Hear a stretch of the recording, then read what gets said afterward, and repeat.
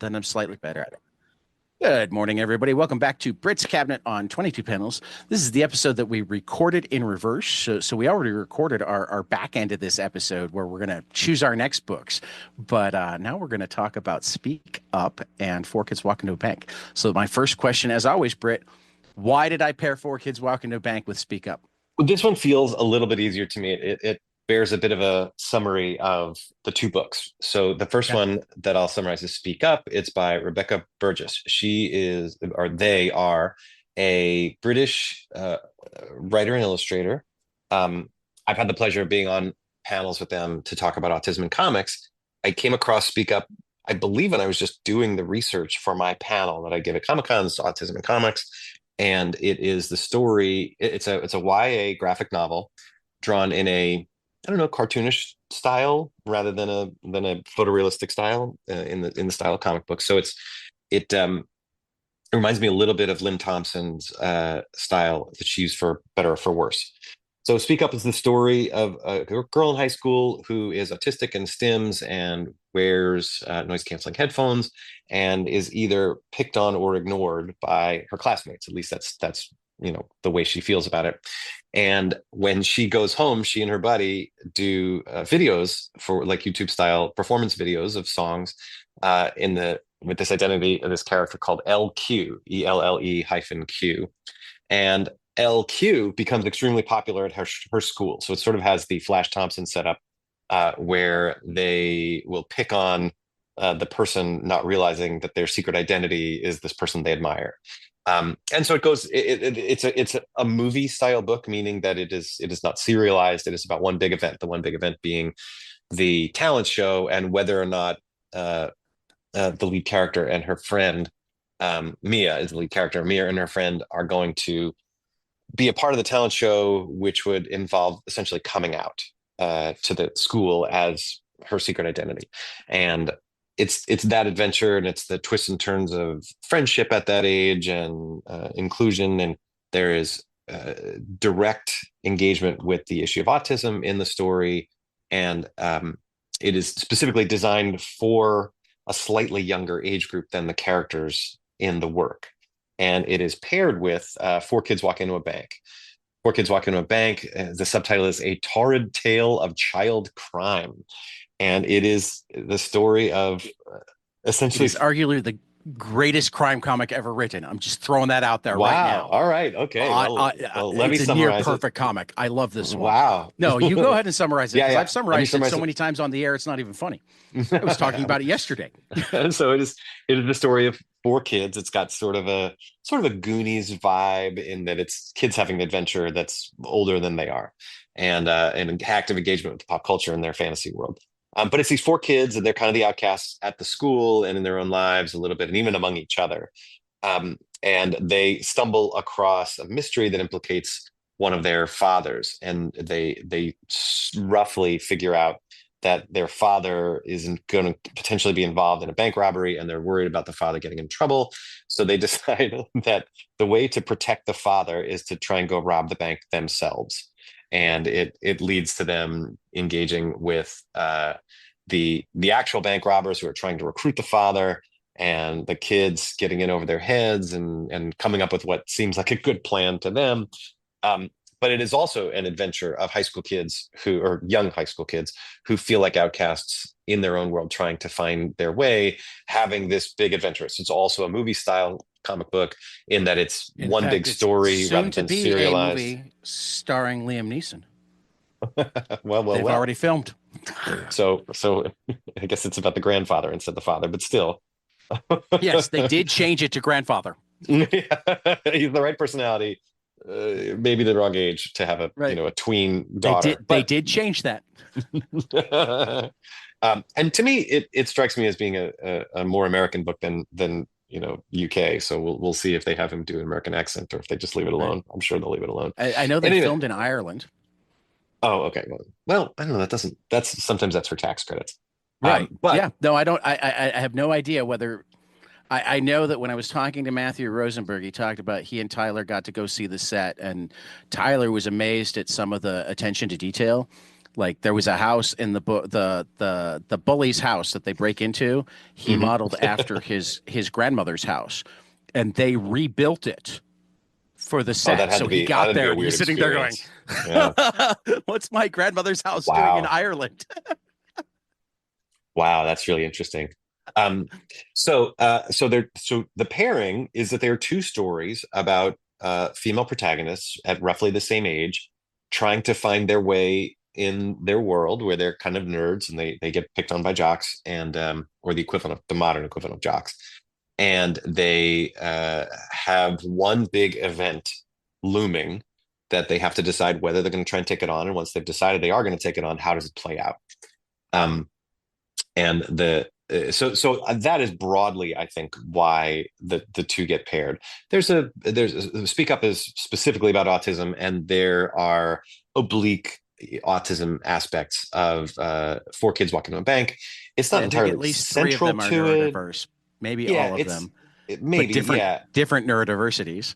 but it is not the focus. Like the Absolutely. neurodiversity is present as like a character aspect, but not really as Right. something that they take on, or that is a focus really of any plot point, even, I guess. See, It's more just see, like I who they love are. this. I love this because both times we've done this now. You've managed to look at the bigger picture thing, and I see it, and I totally agree with you. But I've been deliberately trying to let my autistic connection making brain um make the decisions. So I actually picked Four Kids Walk into a Bank like 2 pages in to Speak Up because it talked about how it was easier for them to express themselves through gaming rather than, Mm. and it reminded me of the opening sequences of each issue of Four Kids Walk into a Bank where they're talking while playing D&D, they're talking while video gaming, they're talking while RC car racing, they're talking while planning the bank robbery using action figures. Um, that Well, was my Tad, connection. that's fun as a device because it's not Right. central, I don't think, to the overall story of Four Kids. It's definitely the point of Speak Up. Right. But it is certainly a commonality that you'll see. So in Speak Up, at school, she doesn't entirely, Mia doesn't entirely feel like herself. She feels like she's masking, which is a term in autism for trying to hide your behaviors that make you stand out as autistic so that you can fit in with society very broadly. And it's something that is typically seen, nowadays, it's typically spoken with derisively. At the time, 20 years ago, at a time 20 years ago, it was the goal of autism therapy Right. was to try to mask. And so, Hmm. but it has now been widely acknowledged as a painful thing for autistic people to have to go through. And in Speak I Up, it's view it as a something. necessary evil. I need to know how to do it. Necessary evil, I So, think, is subjectively, I think, how autistic folk will talk right. about it. That in order to, not get beat up at school in an unfair world, Well, I it's hope to a God, I managing mean, technique. the goal is not to have to use it on that level because that's exhausting. That's what I did. Well, Um, exhausting is what happens in Speak Up. So right. a really interesting phenomenon. Well, I'm interested in talking about the pairing of the book, and then I want to come back to the Sure. masking part. But she masks at school. She feels like herself when she's making her song videos, when these, which are kind of silly 80s. I mean, it's a comic book, so we don't hear it, but to me they seem like early MTV. Throw every color, Cyndi Lauper, throw every color on your body that you can, really peacock, and you can see that she feels like her true self when she is making these videos, when she's directly expressing her emotions, Yeah, when she's spending a moving the lot way of she time wants to around move. autistic kids, it also just feels autistic. It's the ooh, I like that color, and I like that Mhm. color, and I like that Yeah, fair color. enough. Yeah, absolutely. So Four Kids Walk into a Bank is not about that. That's not the No. central theme of it or anything. But it uses the device of having kids do exposition conversation, basically, Yeah. with a more interesting visual presentation in the comic book. And one of the ways that they do it is they'll play a role playing game or they'll play a video game, and the characters that they are playing will have the conversation that the real kids are actually having in somebody's living room. But instead of but seeing four kids sitting on the couch, you're seeing an ogre I talk to mean, a zombie, talk I, to I, a I, skeleton. I will maintain though that it's more than a device because when they're not playing, they have more trouble communicating with each other. Well, yeah, so I agree, and I think that's a point is that in the video game, when they feel safe, basically, Right, they feel safer to show their true selves. One right. aspect of that is that one of the characters who's male presenting, I guess I'm not super familiar with the language, plays female characters almost every time, and so The even though it's fact that never he's male at the end when he's older, and I feel like I talked to Matt and Tyler about this. He's more gender fluid than strictly binary in any way. that But comes yeah, across, but it right, stands out as something where you're like, oh, that character, when given a well, and choice of who to play, right, how well, to and for that present, matter, chooses this Paige other way. always plays males. Yeah, absolutely. And so you get a sense that in these games, you are not only seeing them communicate with each other as their true selves, but also choosing who they wish they could be and who they maybe feel like on the inside. And so I can Right. see the pairing and why that connection, would make sense. The Right. imbalance is that it's not the point of four kids, Oh, where absolutely. it is the point to speak up. I never intended for it. I mean, even this all came out of our first pairing that was completely coincidental when we did I Am Not Starfire and we did Oja Woja, which we didn't think were gonna be alike, but wound up having the I immediately tied them in a way that you didn't see until I started talking about it. I can't even remember right now. But it was like a Oh, for me, I had weird, done a cursory reading of Oja Woja, and it wasn't until I right, gave it a proper reading to talk about it with right, you where I really had a much better understanding of what it was and a much right. greater appreciation for what Oh she was yeah. doing with that book. But I meant I wound up feeling Oja Woja and Starfire had like really one theme that tied. They had lots of themes that didn't tie, but I want to say what was it? It's been so long since I read them that I can't remember right now. Well, they were both about, they're both comparable to these two books as well, in that they're Right. about tweenish kids trying to fit in high school. And it's not shocking that lots of authors would find that as fertile ground because you're forced to engage with people who are not like you when you're in a public Right. school in America at that age. It's just by dint of Unless you're geography. lucky enough to be the one that I mean, it seems like at least for those of us who are further on the outside, that there are huge groups that feel like, oh, all these people are like me, and I mean, I still Well, marvel at it. Working in a high school, I'll see the lunch table of 20 kids that get together every day. I'm like, how are 20 kids always converging on the same table and talking? I can't even imagine having 20 people that I got along well enough that I wanted to spend time with all of them at once oh yeah, and but then those are you've the got the conflicts other that kids where it's like one person or two people off in a corner blocking off as much of the and I'm like, that's my people. when you're in your 20s and when you're an adult in America, you have more of an opportunity to choose your own environment.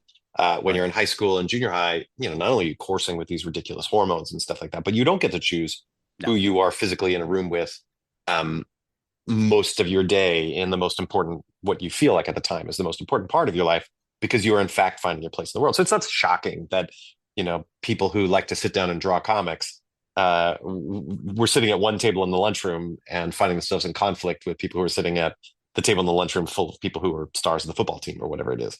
Right. So with these two books, the pairing, it raised this bigger question to me just about uh, target audience. So to me, it seems very clear that the target audience for Speak Up is kids roughly the age of the kids in the book, kids who are going to be experiencing what the character is experiencing soon. So my daughter, when she read it, was 8 or 9, and the characters in the book are probably 14, 15-ish, sophomore-ish year in high school, maybe junior. Um, excuse me, my cold has turned into allergies.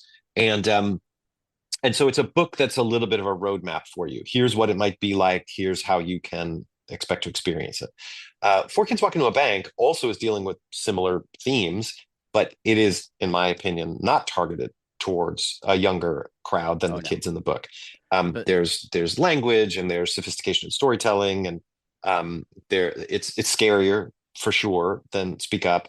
There's more violence and peril and things like that feel like they are not targeted at the 8-year-old. Now, I'm sure there are 8-year-olds who would enjoy reading it and stuff like that, but it right. it seems more targeted at an adult Um. readership remembering Oh, back to absolutely. those times. I do have a question though, because you know Bex, and I mean, they're often books that are targeted at multiple groups or valuable to multiple groups, and I absolutely believe that Speak Up is marketed towards a middle grade. Um, but I think some of the lessons in it are as valuable, and there are points where I feel like it's very targeted towards the parents of those kids. Absolutely. So Speak Up is a book that you'll find in middle grade libraries, which has been Of shocking to me course, because it's I'd definitely never heard of it. marketed. Right. Well, it's not only marketed, but it's also whatever the reverse of marketing is. It's being drawn into these places, Okay. Right. because librarians are saying like, oh, okay, I have autistic kids in my Right. cohort, Right. Right. and what are the books that are out there about autism that are accessible to kids of a certain age, that are fun and that are on point? This really directly addresses it. It's not even like the best friend is Right. autistic; it's the lead Right. character, and so The best and friend is definitely neurodiverse on some level, just the best different. friend has it. I mean, the best friend is trans in the book, Right. or non-traditional, you know, Right. gender role situation that is not specifically addressed by the book, No. other than to No. see it visually. They never Hmm. talk about it, but it Nope. is I guess there's a little bit of like, oh, I hate wearing these clothes. The kid has to wear a Right. uniform to school, a I male don't get to presenting uniform express to school, myself. and then the character goes home and dresses in feminine clothing. Right. Um, and Charlie, I think, is that character's name. Hmm. And this book, so Speak Up, finds its way. It's almost a curriculum, but I've done a lot of reading of autistic books, and I care a lot about, my angle on talking about autism broadly is neurotypical people need to change. Yeah. So I am interested in issues of representation for the purpose of making autistic people, have a place where they can see themselves in their pop culture. But I am more concerned about, the Well, 35 and and 36 who are neurotypical, who need to and learn how to interact with their autistic peers. And Speak Up achieves that, in my opinion. right. I mean, I was going to say that's exactly what I'm talking about in terms of the scenes between. I mean, the scenes between the mom and Mia seem really directed at either here, kid, Yeah. here's the thing to show your mom, Yeah. or here, mom, this is what your kid's going through. This is Yeah. So what let your me kid let me experienced summarize when, the yeah, plot points of what you're talking about broadly, which is that so she goes to school, Mia's masking all day long, hmm, and something that a neurotypical person would like, the character's Mia's mother is neurotypical and doesn't fully understand Mia, wants Mia to be happy. The mother knows the path towards happiness, which is keep your head down, fit in, do the well in mother school. thinks she knows the path to happiness. Yes, exactly, yeah. And so she has this thing in her mind that she feels like is the right way to help her daughter, and she is Right. genuine. She wants to help her Oh daughter. yeah. And then the daughter gets in the minivan to drive home, and the daughter spent all day masking, and as you said before, it can be exhausting. So she gets in the minivan and is exhausted. A very common thing among autistic parents is to note that your kid gets in the car and freaks out. Now, this was not my experience with my son, but it's a very common one. Um, and so you're like, what are they doing to them at that school, where, or that daycare, or that nursery, school, or whatever. And the nursery school will say, oh, your child was, behaved perfectly today. Hmm. And so it's that when the child gets into a safe space, they can finally let go of everything they've Absolutely. been bottling up, so that the parent ends up sort of seeing the distress.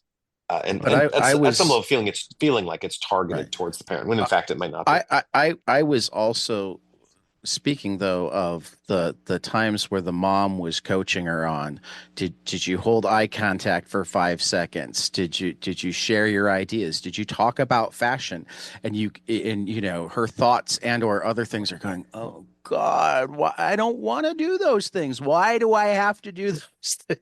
Yeah. And so as an instruction manual for a parent, it's terrific, right? It's not, Right, it's only one person's experience, but at least it puts it in your vocabulary that some of right, these things are going on in your kid's head that you wouldn't necessarily understand. And right. so you have to translate that to your own kid and their own experiences and their own age.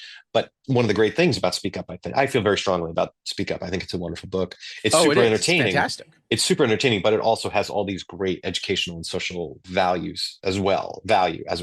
I mean, And that is I one of mean, them where you get to see a thought balloon of an autistic person. right. I Um, mean, I'll say honestly that in my wife and I reading it, we were able to further unpack things from my childhood that still affect me.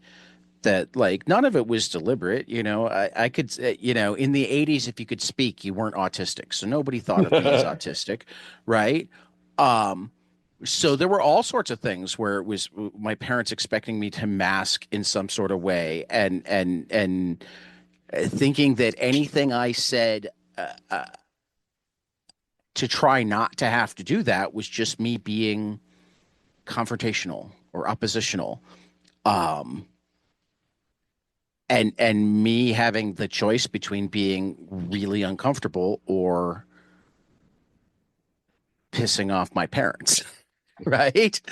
yeah. Um, and like, so I mean, reading this as a 40-year-old, it's like, oh, those are the words that I couldn't find when I was 12.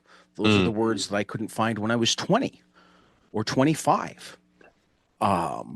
I mean, because there's so, I mean, even into your 20s, there's so much where it's like, well, nobody likes that, but you just got to do it. And so they're going, no, no, you don't get it. It's not that I don't like it.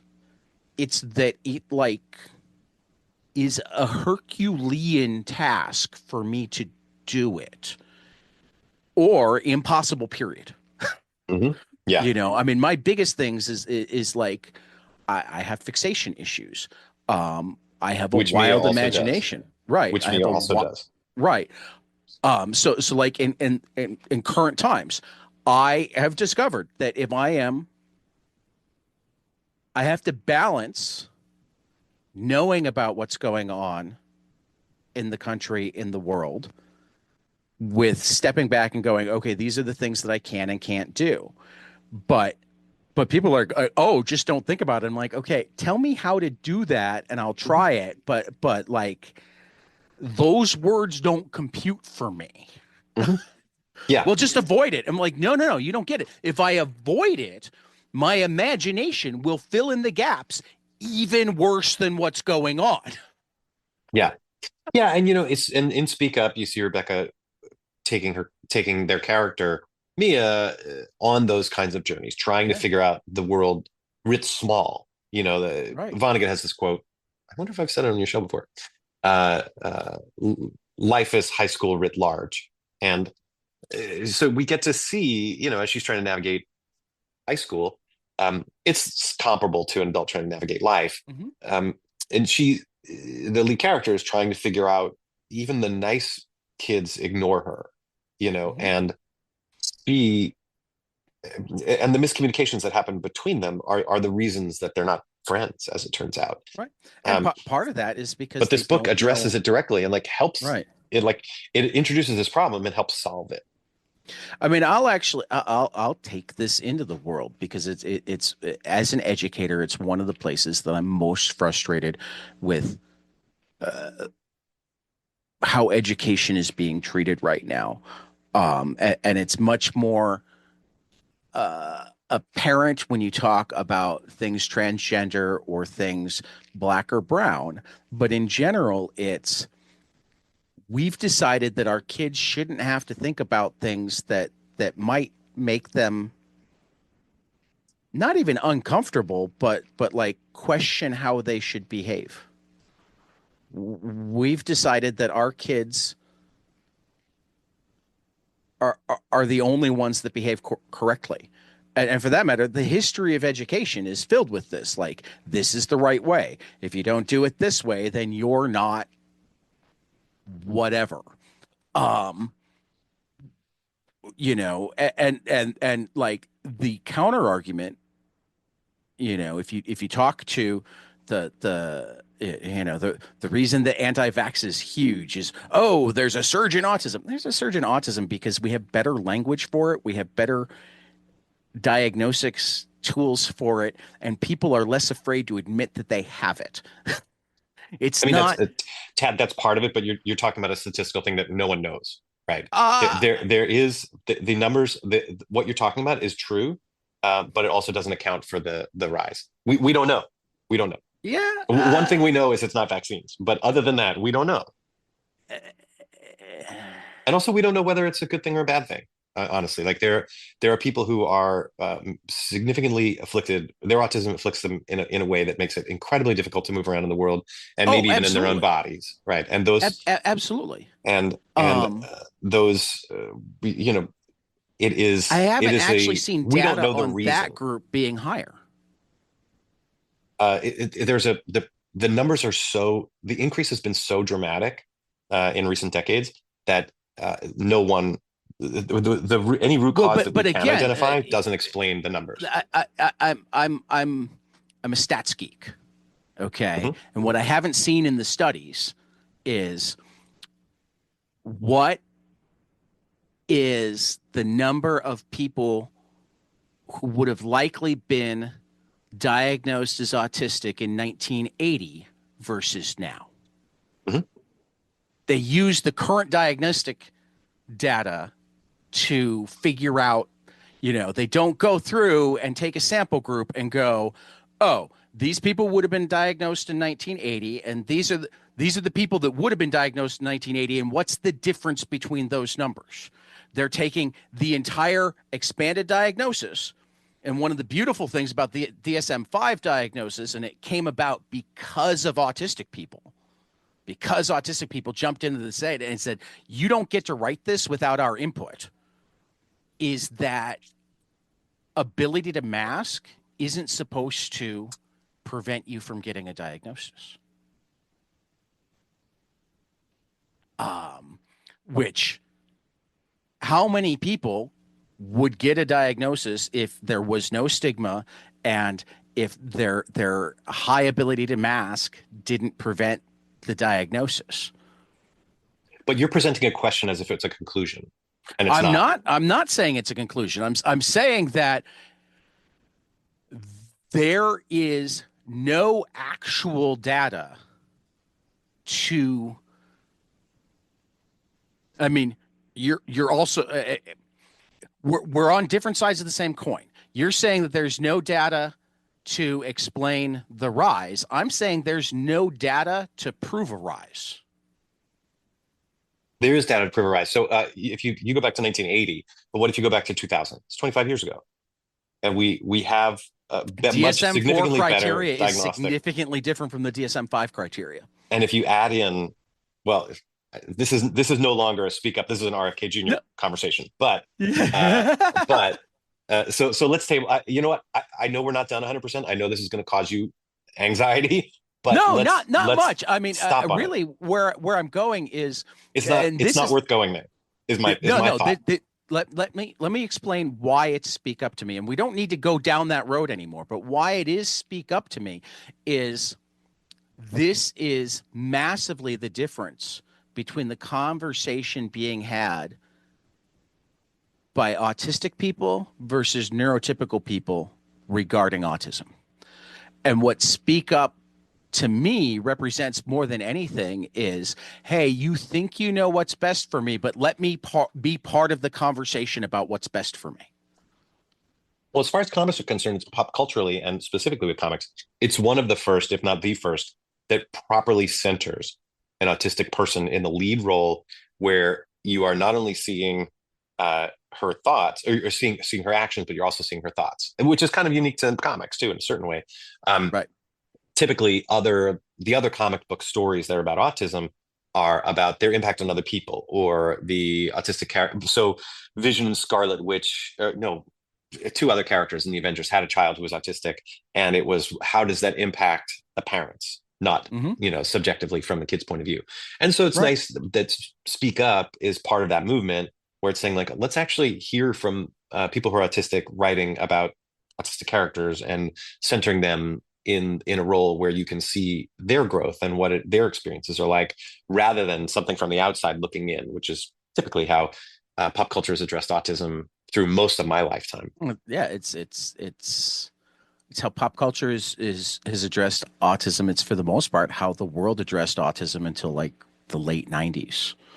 Yeah. Um, So, but the parent relationship that you see in Speak Up is contrasted by the parent relationship in Four Kids, where Four Kids, the central sort of motivator of the whole story is a daughter wanting to protect her father. mhm. A Though I would argue it's both the daughter wanting to protect her father and the father wanting to protect the daughter, which is similar to Speak Up in that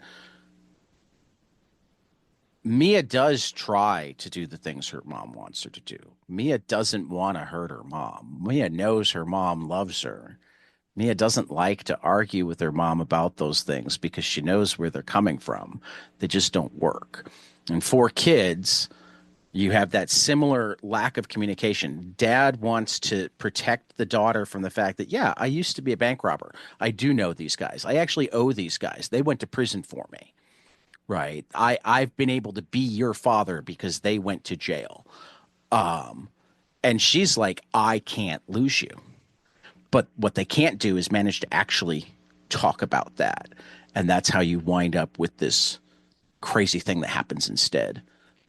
Yeah, that communication disconnect, which you see in Speak Up, where you see Mia's thoughts versus what she actually says to her mom, which means Right. then the mom doesn't understand what Mia's going through, or at least maybe the Right. mom's not listening, because the mom is so scared for her daughter, and so Right. she's sticking with her previous generation's values when she should be, Right.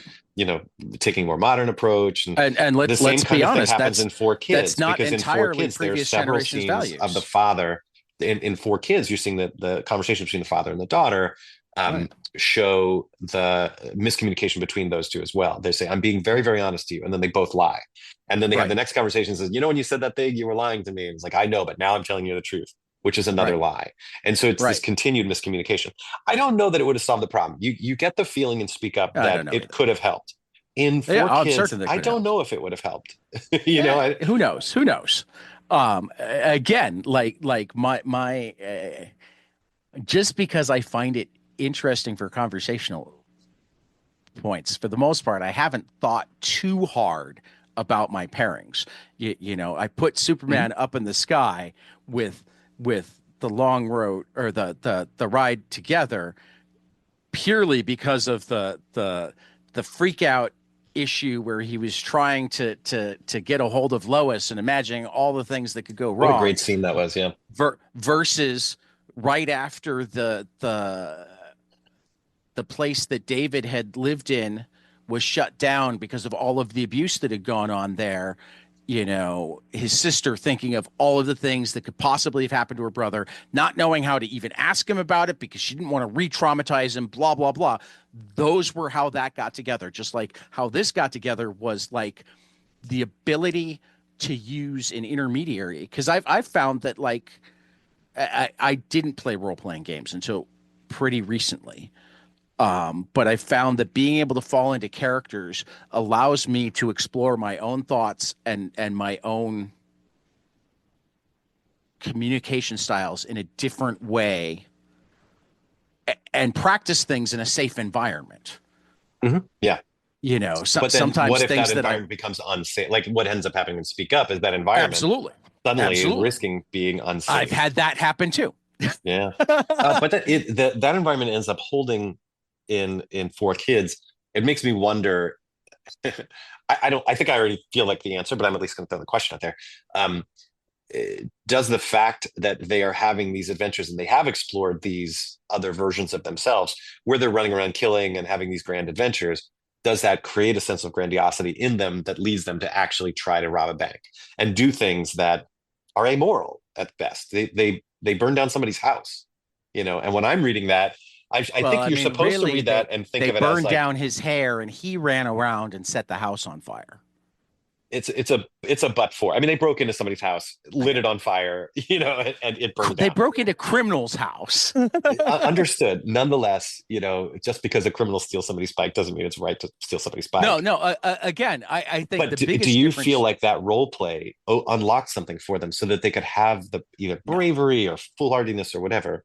I, Yeah, I kind of I, agree with you too. That's why I said I would ask I the question, but I kind of feel like right. I know No, the answer. I think the biggest difference between these books is that Bex was trying to tell a story to get across a message, and Matthew and Tyler were trying to tell an entertaining story, and any messages were completely incidental. Oh, that's interesting.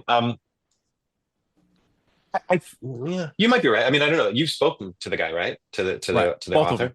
Does Both of them. so is that roughly what he was saying too? He's like, I had this grand adventure and I just want to figure out how to tell it. Pretty much. I mean, if I recall correctly, it's been a while since we had that conversation, but like it started with somebody saying like, "What if this?" and they just kind of ran with it. They used to work at Forbidden Planet in New York together. That was my local comic book store for a while. You might have, depending on when you went. When was it your local comic shop?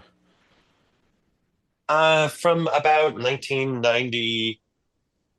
Well, I lived in New York from January 93 up until 2016, fall of 2016.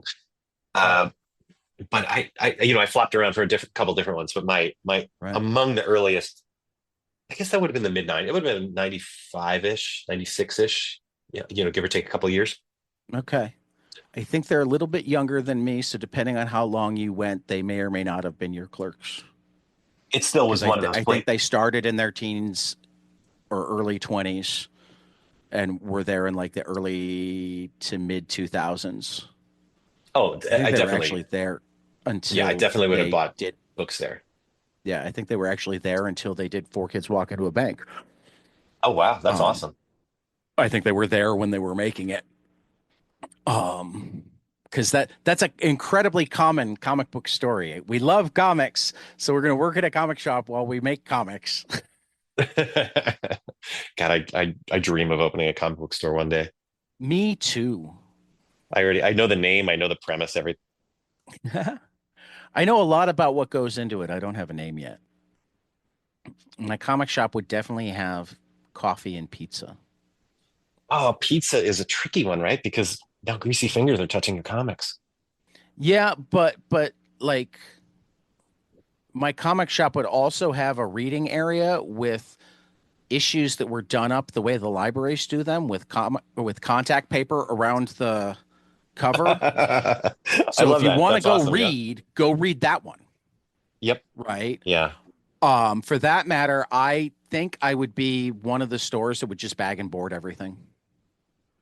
Let's see. I have mine is a decidedly grandiose. It's the United States Library of Comics is what I would call the whole thing. And Nice. you have to say the whole title, the United States Library of Comics. And One of my favorite stores ever, and it's often just called Comic College, but it's in Minneapolis, and it's called the College of Comic Book Knowledge. nice, nice. Yeah, and so among the things that I want to have a roped off area because I want it to be the Soho House of comics, basically. So that it's got a sort of front area that's the cafe, reading area. Every table has like the equivalent of a jukebox, except for it's an iPad with a subscription to Comixology. Oh, Um, nice. and there's a front area in my mind, like the draw you in part of things, Right. where there's like a front of like the plate glass window where usually they would show the mannequin with the outfit that you want to buy. Right. This would have a a glass box where an artist is drawing, and Yeah, no, I you would can see want on to monitors what they're drawing. yeah, I And would so want to have a place for residencies to happen yeah, where yeah, that and because my wife is an artist, like if we're getting grandiose and like I can build my own building to have it work, mhm. I would have an area for her to teach classes. Yeah. for other people to Well, teach for me, classes. there's an upstairs empty room, and because at Right. night it's a comedy shows, so it's a Okay. little bit of meltdown, a little bit of a Yeah, slightly yeah. upscale I get that. meltdown. I get that. I get that. If you're a member, you have to wear a suit jacket or something, but it can be like the PGA or the Hall of Fame where it's Yeah, like yeah. a No, I would have a yellow suit problem with that jacket. because I hate suit jackets. Yeah. Hey, I'd have to figure that one out because I am obviously aware of sensory issues, but the Right. idea that like I do believe that there's something about dressing up that makes you feel better There about yourself. is And sometimes. so I would want to figure out a way to capture that for the comic book reading Well, audience. I mean, I'll give you like if I have a suit that fits right and Hmm. fits right to my sensory needs, Hmm. Yeah. sure, I love it. It does feel good. Yeah. I wouldn't want to But wear it all my the tie is time. going to be looser than most people would have. I'm I not could going to have never my make top people wear button. ties. I actually kind of like wearing a tie if I Oh, can I get hate away it. with wearing it kind of loose. I've got a whole bunch of Jerry Garcia ties from when I have had to wear ties. So my ties are flashy, but Well, but like but like not ostentatiously flashy. I mean, I mhm, don't know how well you know Jerry Garcia ties. They're not novelty ties, but they're not boring. mhm, yeah. Yeah. You know. Well, so along the lines of how something looks can make you feel something, whether it's your own clothing or a book that you're reading. Hmm. There's a distinct difference in the way Speak Up and For Kids present themselves visually that I think has an impact that reflects the experience of reading the book. So Yeah. Speak Up it has very thin um, panel borders. They are inked very finely. Sometimes the panels don't have any borders at all. They sometimes the second panel in a book will rest on top of the first sort of panel area so that there's bleed around it where you can see the previous image. And Right. there's sometimes it bleeds off the page entirely. And so it has this way of pulling you in visually that I think serves the story extremely well, where you're supposed to have a great deal of empathy. And if I was in this kid's shoes and what it must feel like to be like that, which I think is used for storytelling, but also for the reason I think the book is important is that I can imagine a neurotypical kid reading it and getting sucked in and saying like, oh, that's what it must feel like to be that person. I recognize Right. that person in my school, or Right. there's the kid at school who's a little bit like Mia is. And I ignore that person. Oh, and this is what it feels like to be ignored by me. And so Right. the visual part of pulling that in, whereas there's a standoffishness, relative standoffishness in the style of For Kids. It's got a very every panel is at a right angle. There is, my recollection, white between every panel, so that there's no bleeding. Is my recollection. There are a couple of very like Watchmen style 9-panel grids, which is this Sometimes specifically there's like they're Bendis grids. They're like 12, yeah, 18, oh, 20 that's true. count. Yeah. Yeah. Yeah, but a rigidity to the structure. Now it's beautiful. And the rigidity is not meant to suggest that it's, anyway displeasing. It's actually beautiful. It's got a lot of Chris Ware to it, a lot of very and almost Wes Anderson, but it's got this very It was the first review I read of it before it even came out was, and this is what made me go, I must read this book. Wes Anderson meets Reservoir Dogs. oh, that's fair. Yeah. The Reservoir Dogs part of it, I think, is that the drawing style reminds me of David Mazzucchelli in Year One, in Batman Year One. Um, Well, and like when they're walking down the street in their costumes, it's like the perfect Reservoir Dogs pose, except for mhm. like not having the suits. I mean, Yeah, yeah. if I recall correctly, and I almost need to go back and listen to the episode. Like what tipped it off? I don't think it was specifically what if Wes Anderson did. I think Wes Anderson was part of it. It was like what if Wes Anderson made Dog Day Afternoon or something like Oh that. wow, fun. Yeah, gosh, that's You great. That's a know. great comparison. Yeah. Um. And also So there's I a mean there are a lot of that's auburns. The yeah. coloring of the book, a lot of auburns, especially in real Right. life, which gives it this southwestern feel. I don't remember offhand where it was set, but to me it feels like It's New not Mexico. specific. It's not specific. Mhm. But to me, It's it not feels like the specific. American West, Right. which kind of gives it this like Western-ish bank robbery, in the OK Corral, that kind of vibe. But the the the linear, the graphic, those words don't really work here. Um, it's very angular, and it feels a little bit keyhole. It feels a little bit standoffish. And So that you see, can enjoy the story without having too much empathy. Because like when that guy's house burned down, when we were talking about that, and you're sort of saying, well, he's a criminal. I'm still thinking of it as a homeowner, right? Because I'm like, oh my God, and California fires and all that kind of stuff. And I'm right, like, oh, right. this is, and in a way that took me out of the story. And so I, by I and guess large, that I guess the distancing only makes the story reason more that accessible. I guess the only reason because I knew that that was a horrible thing, but the only is specifically that guy was the one that punched her. Well, it's part of a running gag, right? So there are four And the bad one that guys. had committed or been charged for four murders, got off on all of them, committed three of them. Mhm. Yeah. So there are four bank robbers and four kids, and they're, Right, whatever. The whole book is about them dancing with each other. right, And when there's a running gag where of the four adult bank robbers, one of them in a Home Alone style is always getting, physically injured by right. the girl who's leading the kids. And so it's a joke. It's funny. And you're not supposed to sit there and think like, oh, he'll never see again, or oh, that's third degree, burns or whatever. You're not supposed to be thinking about it. You're supposed to be reading it and going like, oh, that's a funny joke. He's the one who keeps getting hurt. Ha ha, he's getting his just desserts.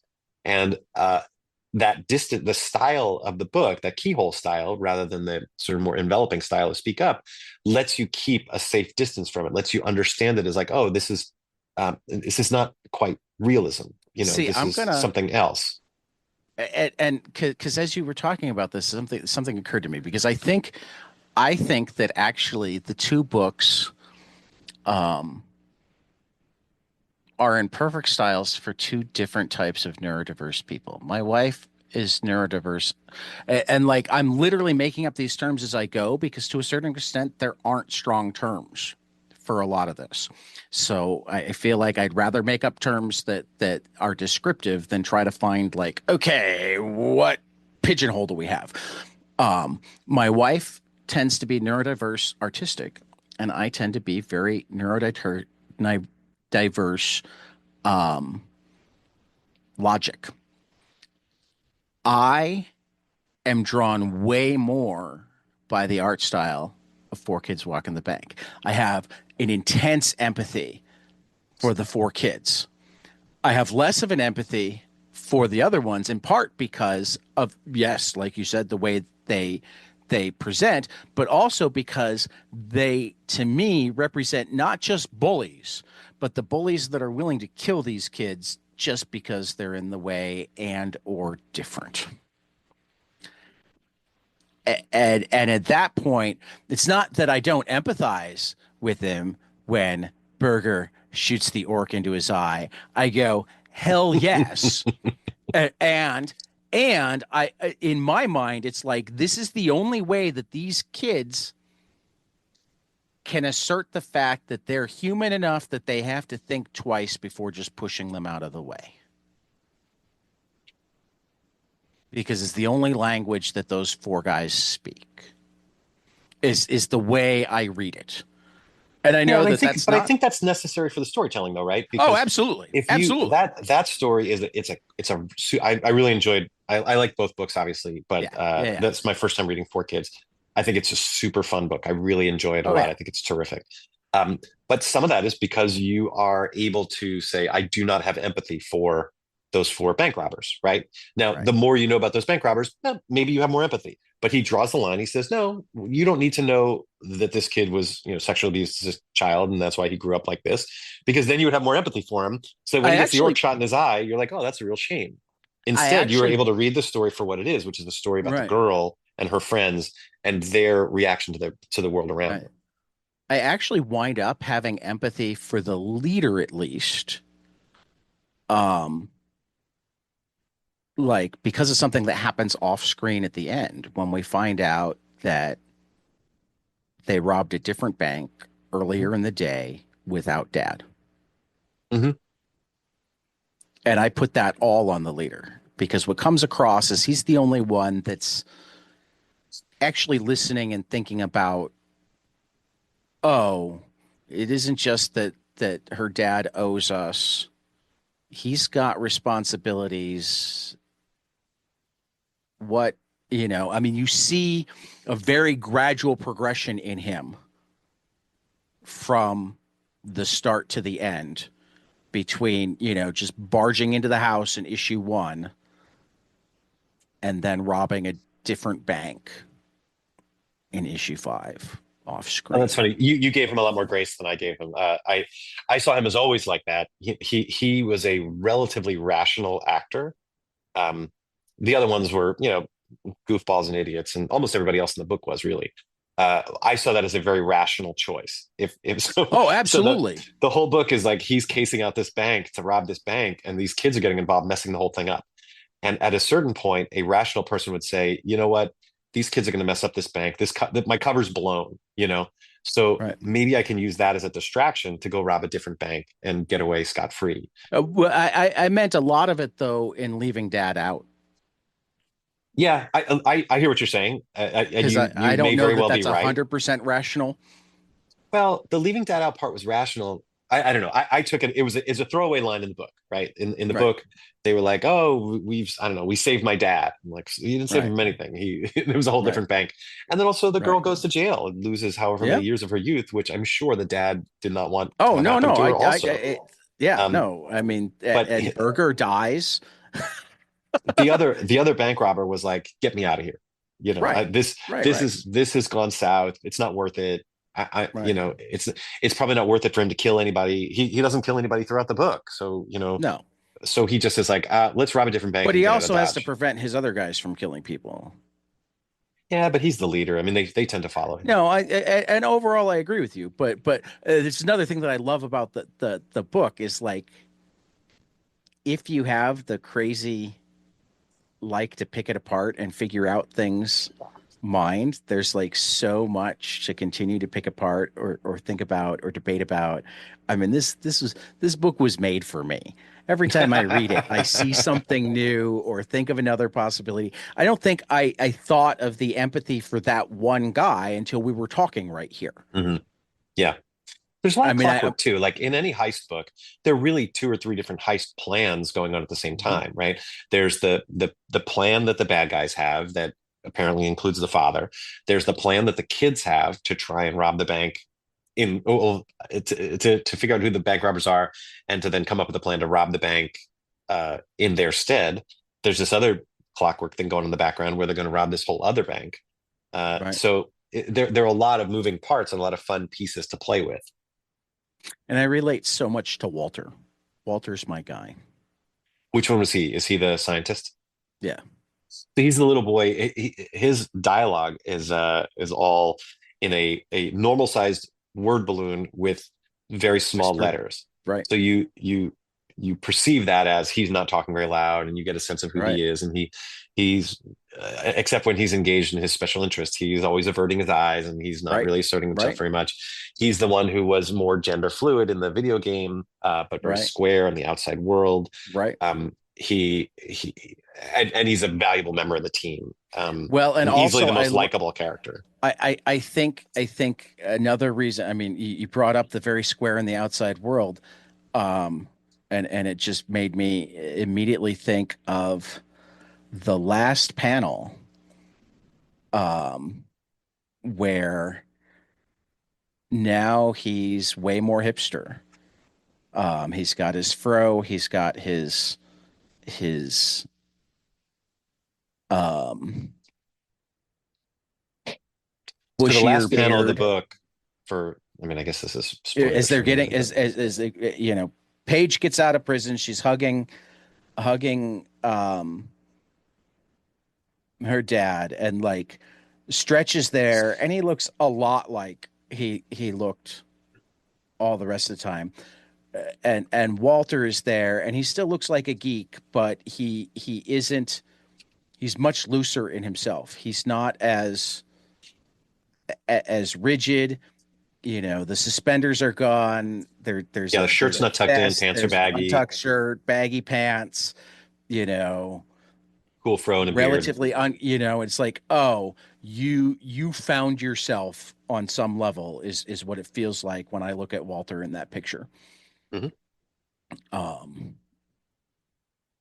and for that matter, um And I just realized this when they're getting out of the car. He says, at regular volume, it's going to be fine. Yeah, good point. I hadn't noticed that. That's great. Yeah. Whereas the only thing he'd done at anything other than the small volume before that, I think was it when Burger got shot? He screams one time. Yeah, he screamed when Burger got shot. Oh yeah, another time when he was able to speak Right, without making his voice small. right. Yeah, it's a super fun story. It's No, it's not. I mean, for part of what you would like to see in terms of autism representation or whatnot, a line here or there could have given you explicit autistic representation without changing the story. yeah, But but that's not what I'm looking for. Like right. I guess I'm not. I'm just trying to encourage people at the creation stage, if that's something they want to do. I don't think I'm not quite as interested in retrofitting characters because let's No, say I'm not they didn't talking do about any. retrofitting the character. I'm saying if they had wanted to have an autistic character in the creation stage, if they'd wanted to have an explicitly autistic character, they wouldn't necessarily have had to change this book at all. As I mean, I think that you're still, I think 3 or 4 years from now, you're going to start seeing an explosion of autistic characters just I because think you that's have true. a greater number of creators that grew up under the DSM-5, grew up under the era where being autistic didn't mean that you had to be sent to the special school and forgotten about, where being autistic didn't mean, that explosion in autism that we were talking about before will create more autistic characters. Yeah, I Um, think I think we will definitely be seeing more autistic and not characters in pop culture in the and coming like years. in the way you have gender fluid characters in drama. I mean, everybody wants to ban Raina Telgemeier's drama because there's the trans kid. Like the trans kid isn't actually part of the story. I mean, the character is, but the fact that they're trans is just a thing. It's not any part of it's a thing like if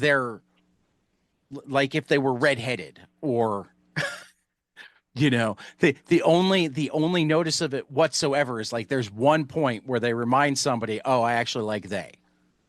Hmm. Right. And that's it. Hmm.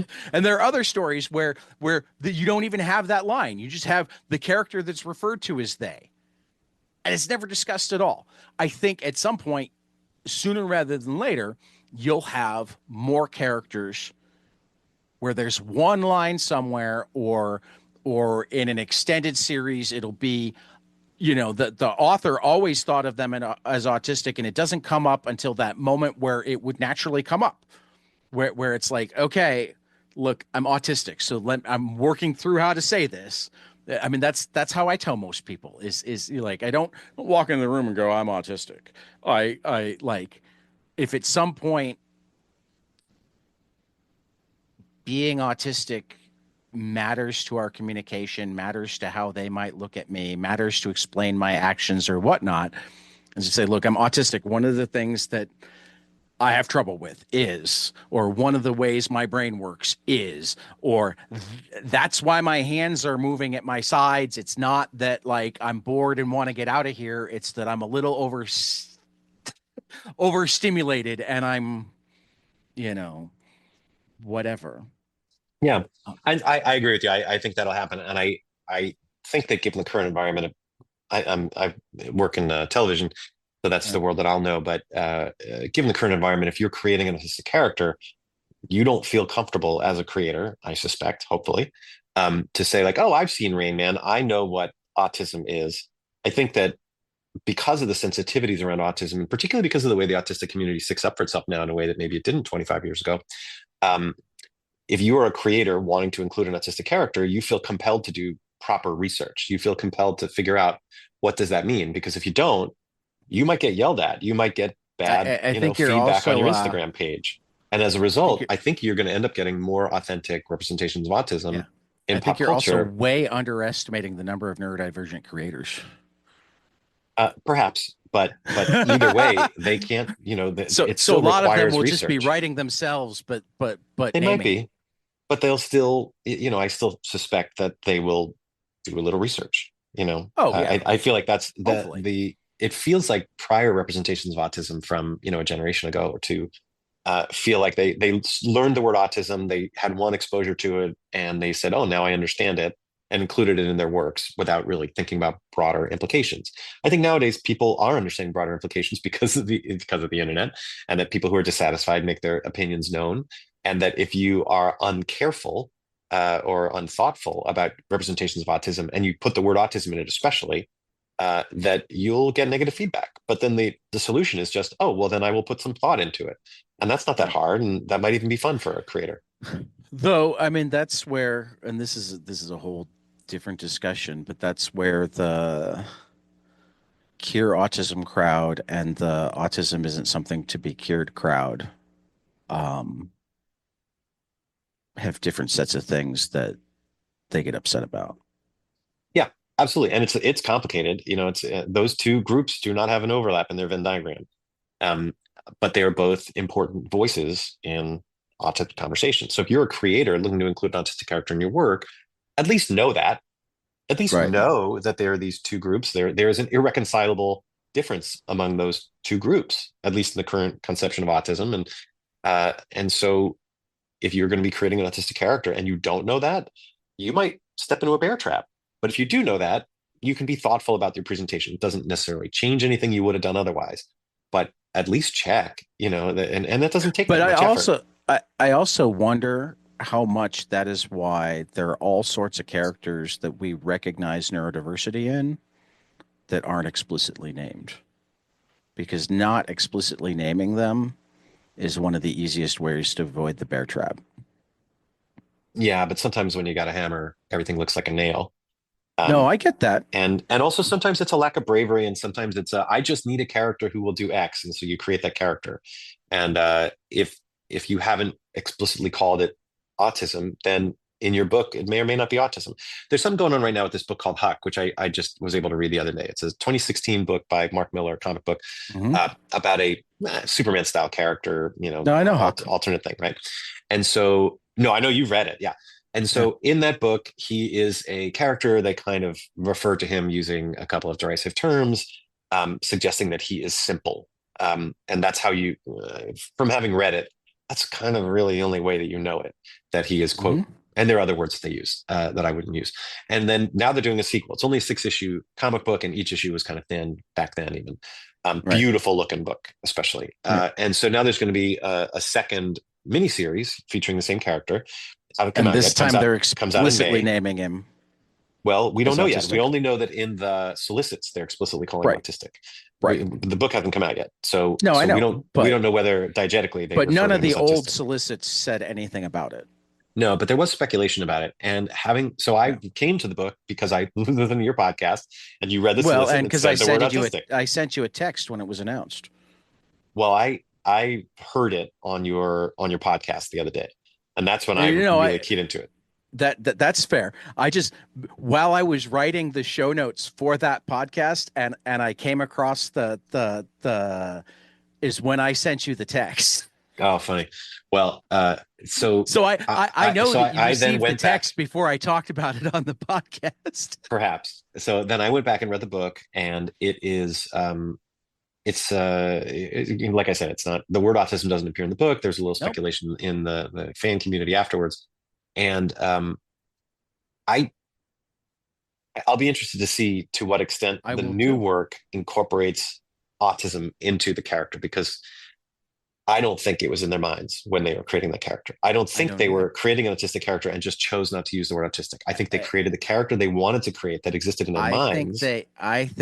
I think that, and I'm not even certain that this wasn't something that was talked about at the time. I need to like go, I'd have to go look at the press from back then, but I remember talking about it in the comic shop the way it always got described was Forrest Gump as Superman.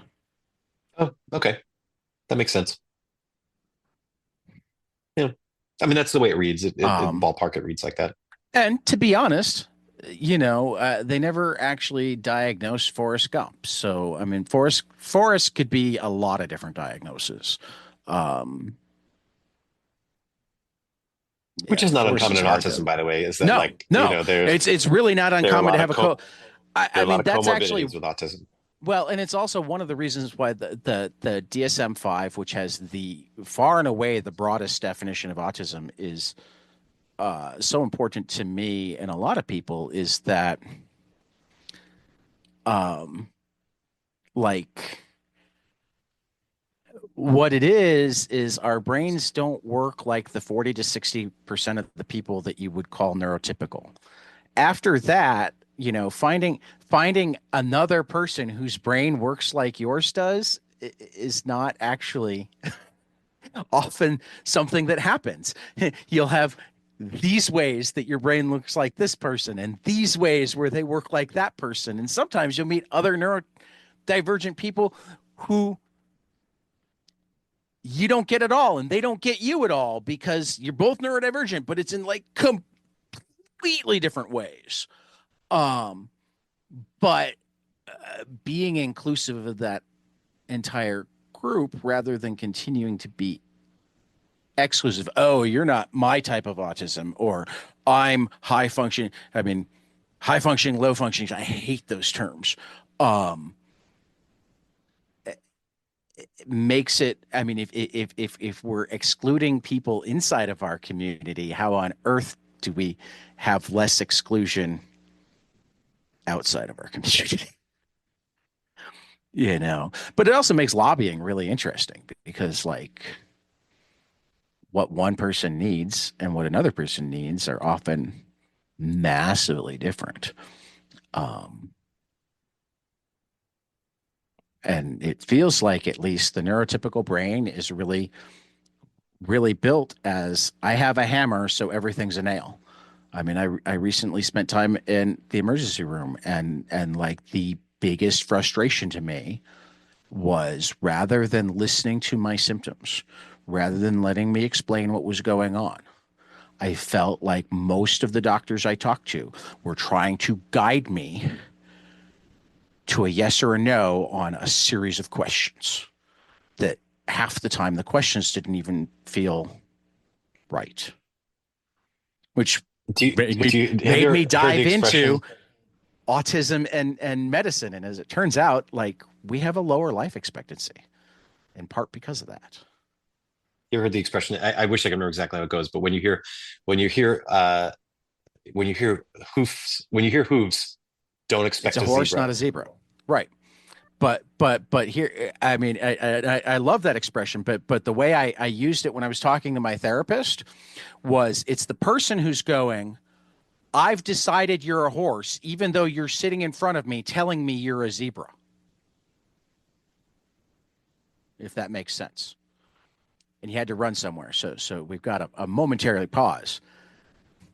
My There he is again. an alarm went off, and I just That's okay.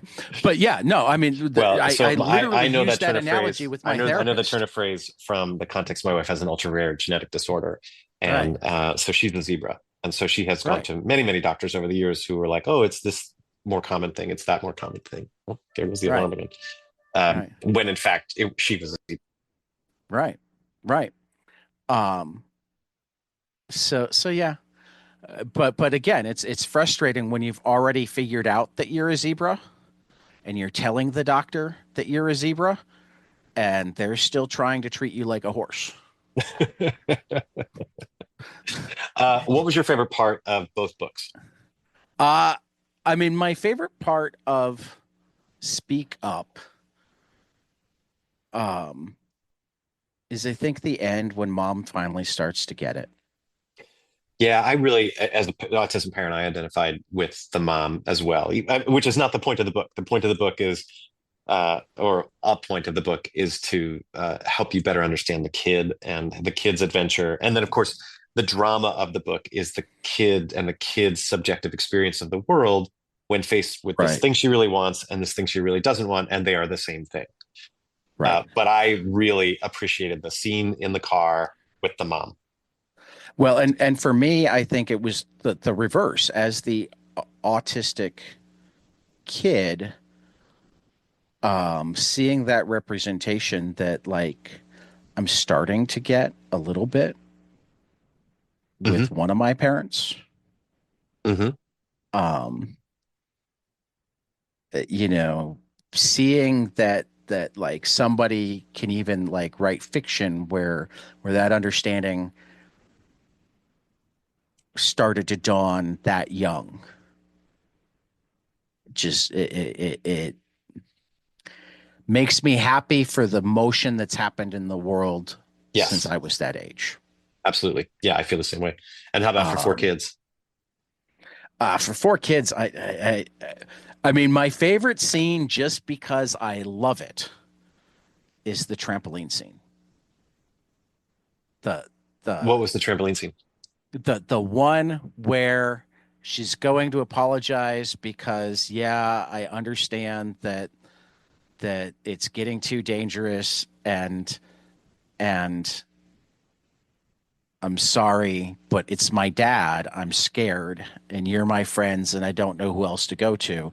And like the first two pages, while all that's going on, you're seeing the three guys just going up and down. Sometimes you'll see their feet, sometimes you'll see the head, sometimes you'll see the torso. They're never in line with each other. And then the last page, you get the aerial shot of the trampoline, and Burger and Stretch have stopped, and they're like, yeah, you know, there's reunion type thing as Walter, who's also saying I'm in, is also throwing up off the side of the trampoline. I just that I just I, like the creativity that went into deciding those shots is just and Hmm. that's really, I mean, we did an entire podcast on this book.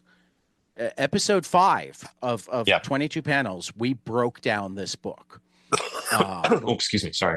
And like extensively broke down this book. It's one of the most detailed show notes I've ever written. Um, I put together the 22 panels of Four Kids Walk into a Bank. I have a graphic with all 22 panels as used in Four Kids Walk into a Bank. Oh, wow. Um, you know, that this book, it's hard for me to just say a favorite part because this book is like high on my list of favorite books. Um, Mine, I so think that the one there was a I'm reading the book. I'm reading it because it's an assignment, right? right. And I'm enjoying it. It looks nice. Like I'm thinking, oh, what am I going to say? And oh, I recognize this kind of aspect to it. And then I got to a scene where you see an overhead shot that is like almost like a floor plan shot, a very Chris Ware kind of shot overhead of the father and the daughter, and the father's tucking the daughter in, Oh, yeah, I love that and one. you can yeah, that was the shot where you can see the geometry of the Hmm. tiling of the bathroom floor that's overhead, and it was a very elegant, like I thought it was a very pretty The shot. Like incredibly I really like the sparse drawing. room, You see how sparse the room is. You see right? the size of the bathroom. It gives you so Hmm. much information about their lives, and Yep. it's just in part because it's an unusual That angle, and that that was was where I one like, of the things oh, that I I wrote about in the show notes. I'm gonna like this book. Yeah. Yeah, no. I mean, I feel like this book shows a level of um uh, structural comics knowledge that's just unreal. Because Yeah, you're right, they're I influenced by I Chris noticed. Ware, they're influenced by Yeah, David Mazzucchelli, by Frank Miller, by yeah, Dave you name Gibbons. it. Mhm. Right. Yeah, You can see so much knowledge and love of comics, and this time was actually the first time that I noticed that like literally every time a name is given, street name, whatever, it, it's a comic legend. oh yeah, that's funny. You Did know, you? I mean, Batman famously has all the street names, you know, are named after, you know, O'Neill Drive or Yeah, and Finger Robinson and Avenue or yeah. Mhm. whatever, right? This did that, but like to the nth degree, and sometimes with really obscure ones. But like, I just yeah. I Yeah. And mean, the this lettering is too. I wonder. this is also a love letter to comics on top of everything else. Yeah, it feels like it. The lettering reminds me of Bendis, actually. I was trying to remember who were among the first comic book letterers who didn't use all caps in my reading lifetime. I'm sure in the golden age they were sort of experimenting and Um, stuff, but for most of my lifetime, the first half of my life, comic books were all caps. And then there came a right. point, I feel like around when Bendis was breaking into mainstream comics, where you would see traditional capitalized sentences, but otherwise, normally written letters, which gave it a different feel. Right. I just realized that they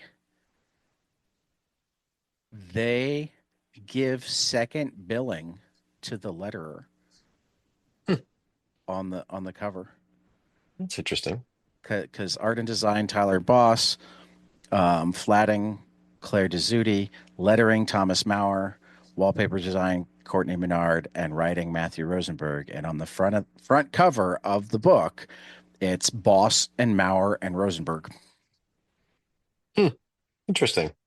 Yeah, I mean that could just be alphabetical because like in the opening credit here, it's a Boss and Rosenberg comic book with Thomas Maurer, but like they acknowledge the importance of their letterer right from the get go.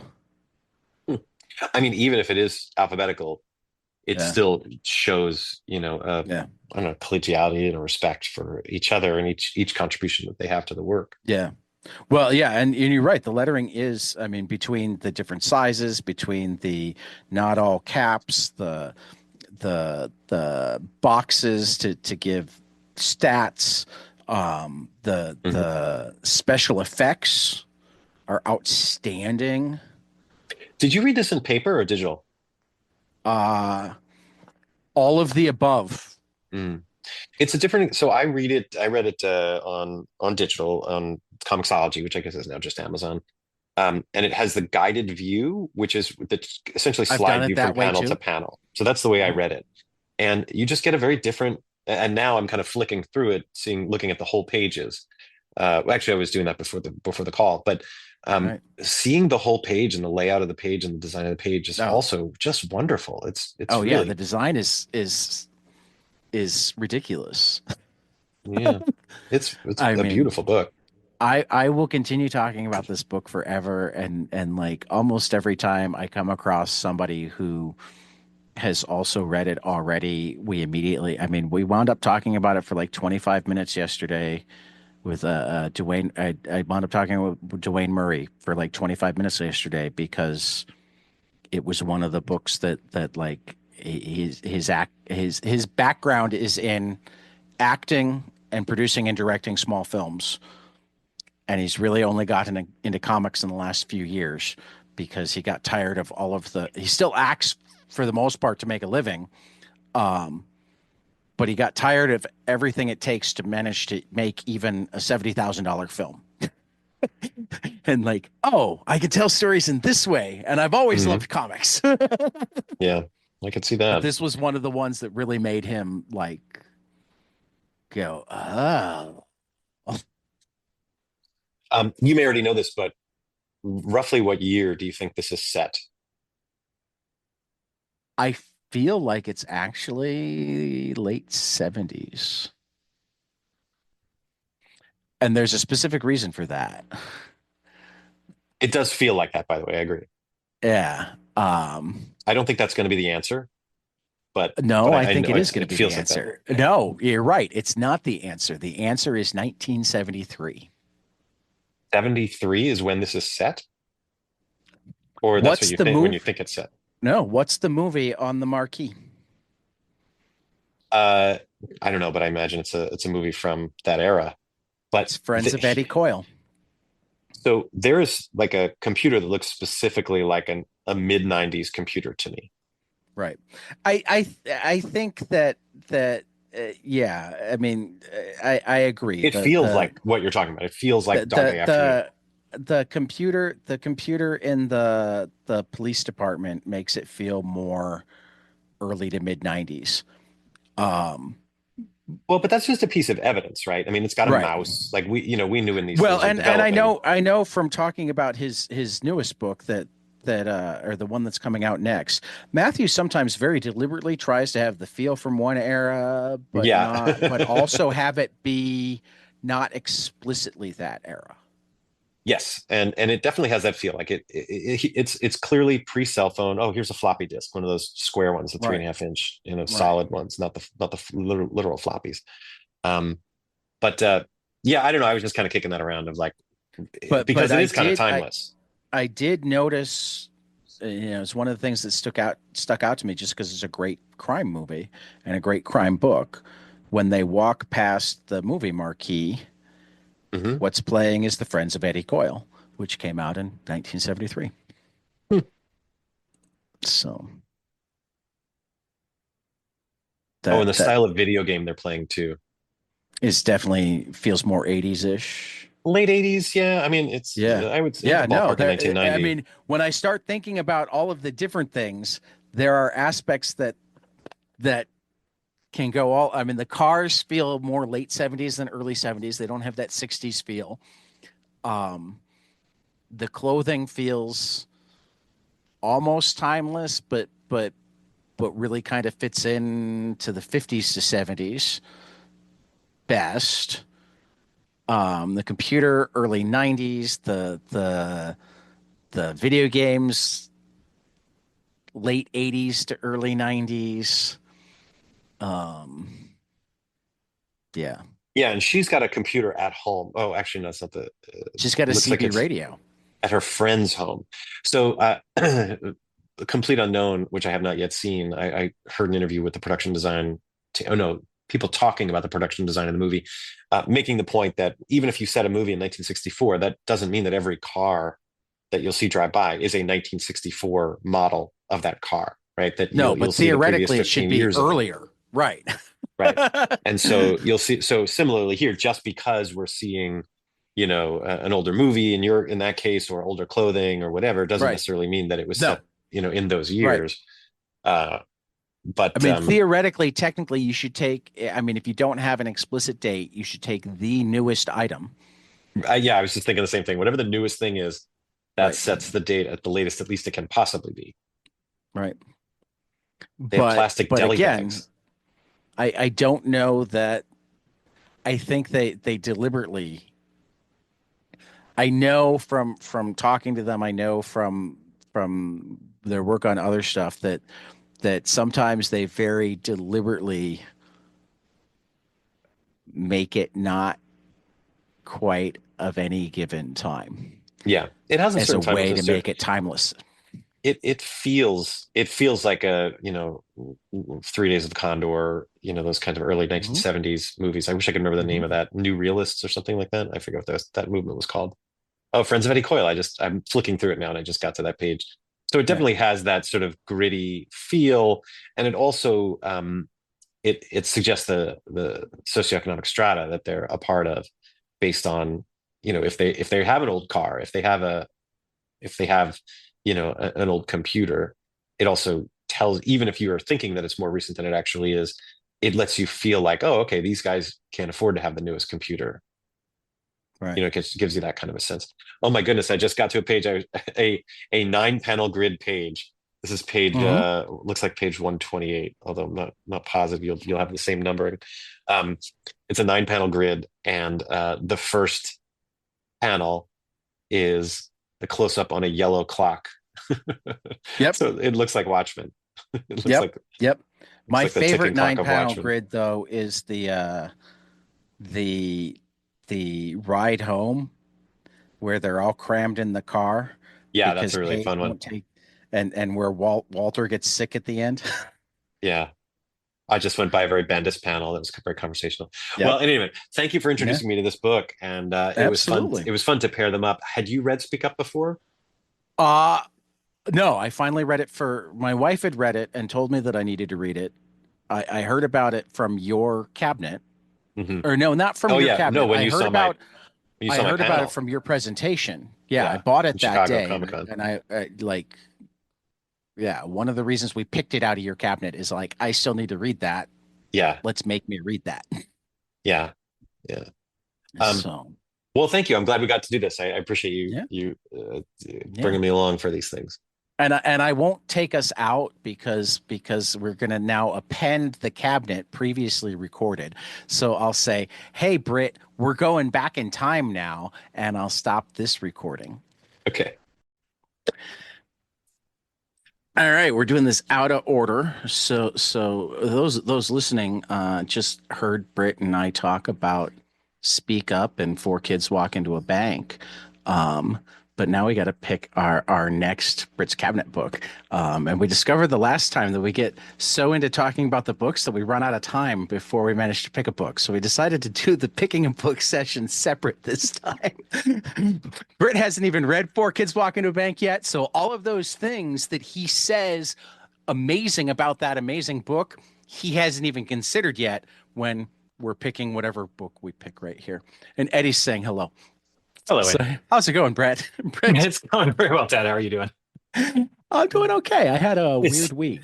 yeah, we all. It's been a busy January for us, so I'm glad today is like our February is shaping up to be decidedly less busy Yeah. and at least less traumatically transitional. So that Yeah, gives me just to open the door to the that cabinet. was the good piece of news this morning. Apparently, fires are all under control at this Good, moment.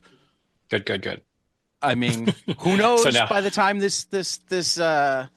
now the weird but things have shifted to other parts of the country. The weird right. fire-related things. Anyway, here we go. Last time we looked into my cabinet, we picked out a couple of books, Oja Woja and I'm Not Starfire. And Well, and then as we I, picked out I mean, Speak Up was picked out of your cabinet too. Just yep, we didn't actually come to the cabinet for it that time. yeah. For But that now I'm matter, looking back at the cabinet. the Road Together was That was in the picked out of cabinet your too. cabinet too. Yeah, Yeah. yeah. So, I Um, mean, that's the name of the podcast is your cabinet. So whether you actually manage to go to your cabinet, they don't see you at the cabinet. We get to pretend that you were at the cabinet. I hear you, but I appreciate a certain integrity. So I've literally, That's you can see that I have opened the yes, door to I my can see cabinet. he is literally at his cabinet. I'm looking at the spot on the shelf.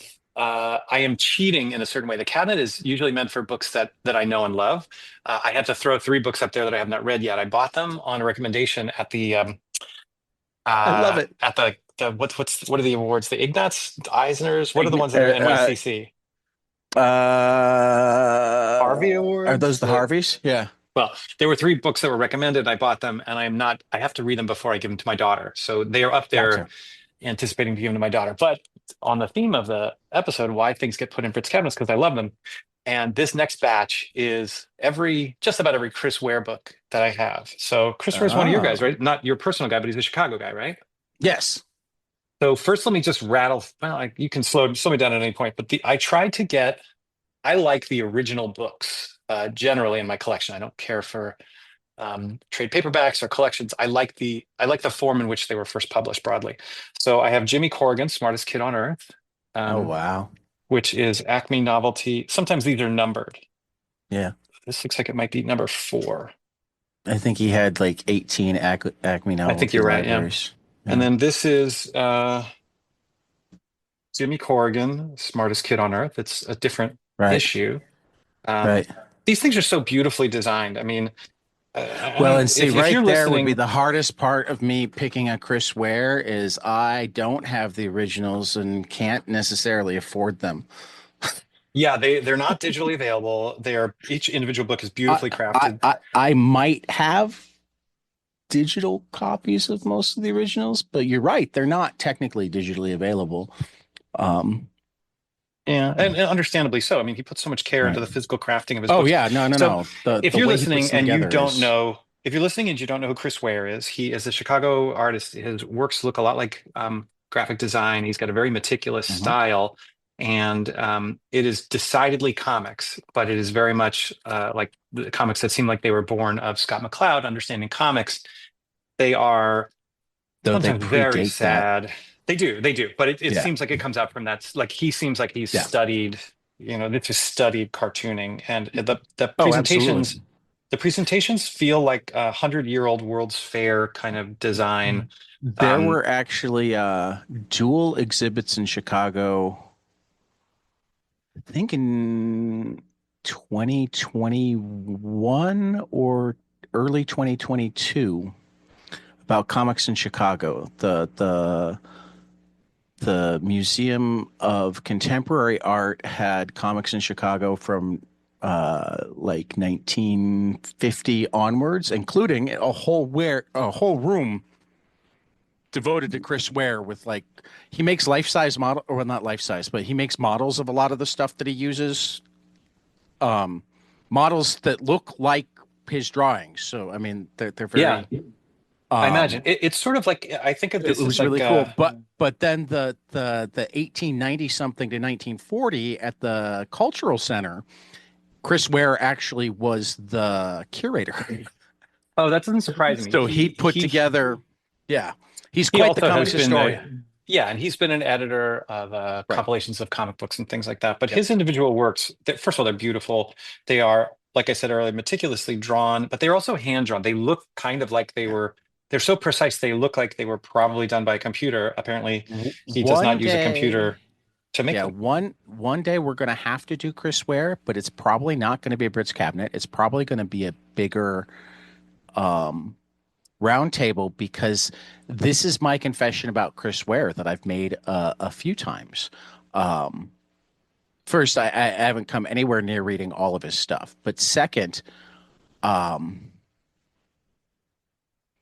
I appreciate his stuff, and I have this like itch at the back of my head that says you're missing something, and when it clicks in, you're gonna love this stuff. But I'm still missing whatever it is that makes it click in. To me, that's Um, perfectly understandable. It's a very cold but that's why I want to have a presentation. conversation Yeah. with like a mixture of people that, people who are experiencing it the first time, people who are on the continuum like me, where it's like, okay, I get why Chris Ware is a thing, but I don't get why Chris Ware is a thing. And then people like you and probably my friend Bob Sikoriak and whatnot that are like, this is amazing because. Oh, okay. Yeah, absolutely. So this is Jimmy Corrigan, issue 6. So I have a lot of these originals. There's this one Yeah, compilation I I've do read have. Jimmy Corrigan in the collected edition. Yes, that's what this is. This is the collected edition, which Yep, is also I have beautiful. that. So all of his books are designed And I have the Rusty extraordinarily Brown collected beautifully. edition, and I This is the have Rusty the Brown yep, collected, I yeah. have And that, all of the and I books are of have the different building sizes. stories. I have the building stories Well, to a listener, collected they're all edition. just names, right? But Right. these a lot of Well, these are yeah, stories but about. it's names Well, let that me they tell can you. that go Let me look tell for. you. Sure, but also, let me tell you a little bit about what is in the books, which is really what's Sure. important. So they're largely I mean, stories about growing up sad and trying to make peace with being sad, and it feels awfully autobiographical and confessional by the artist.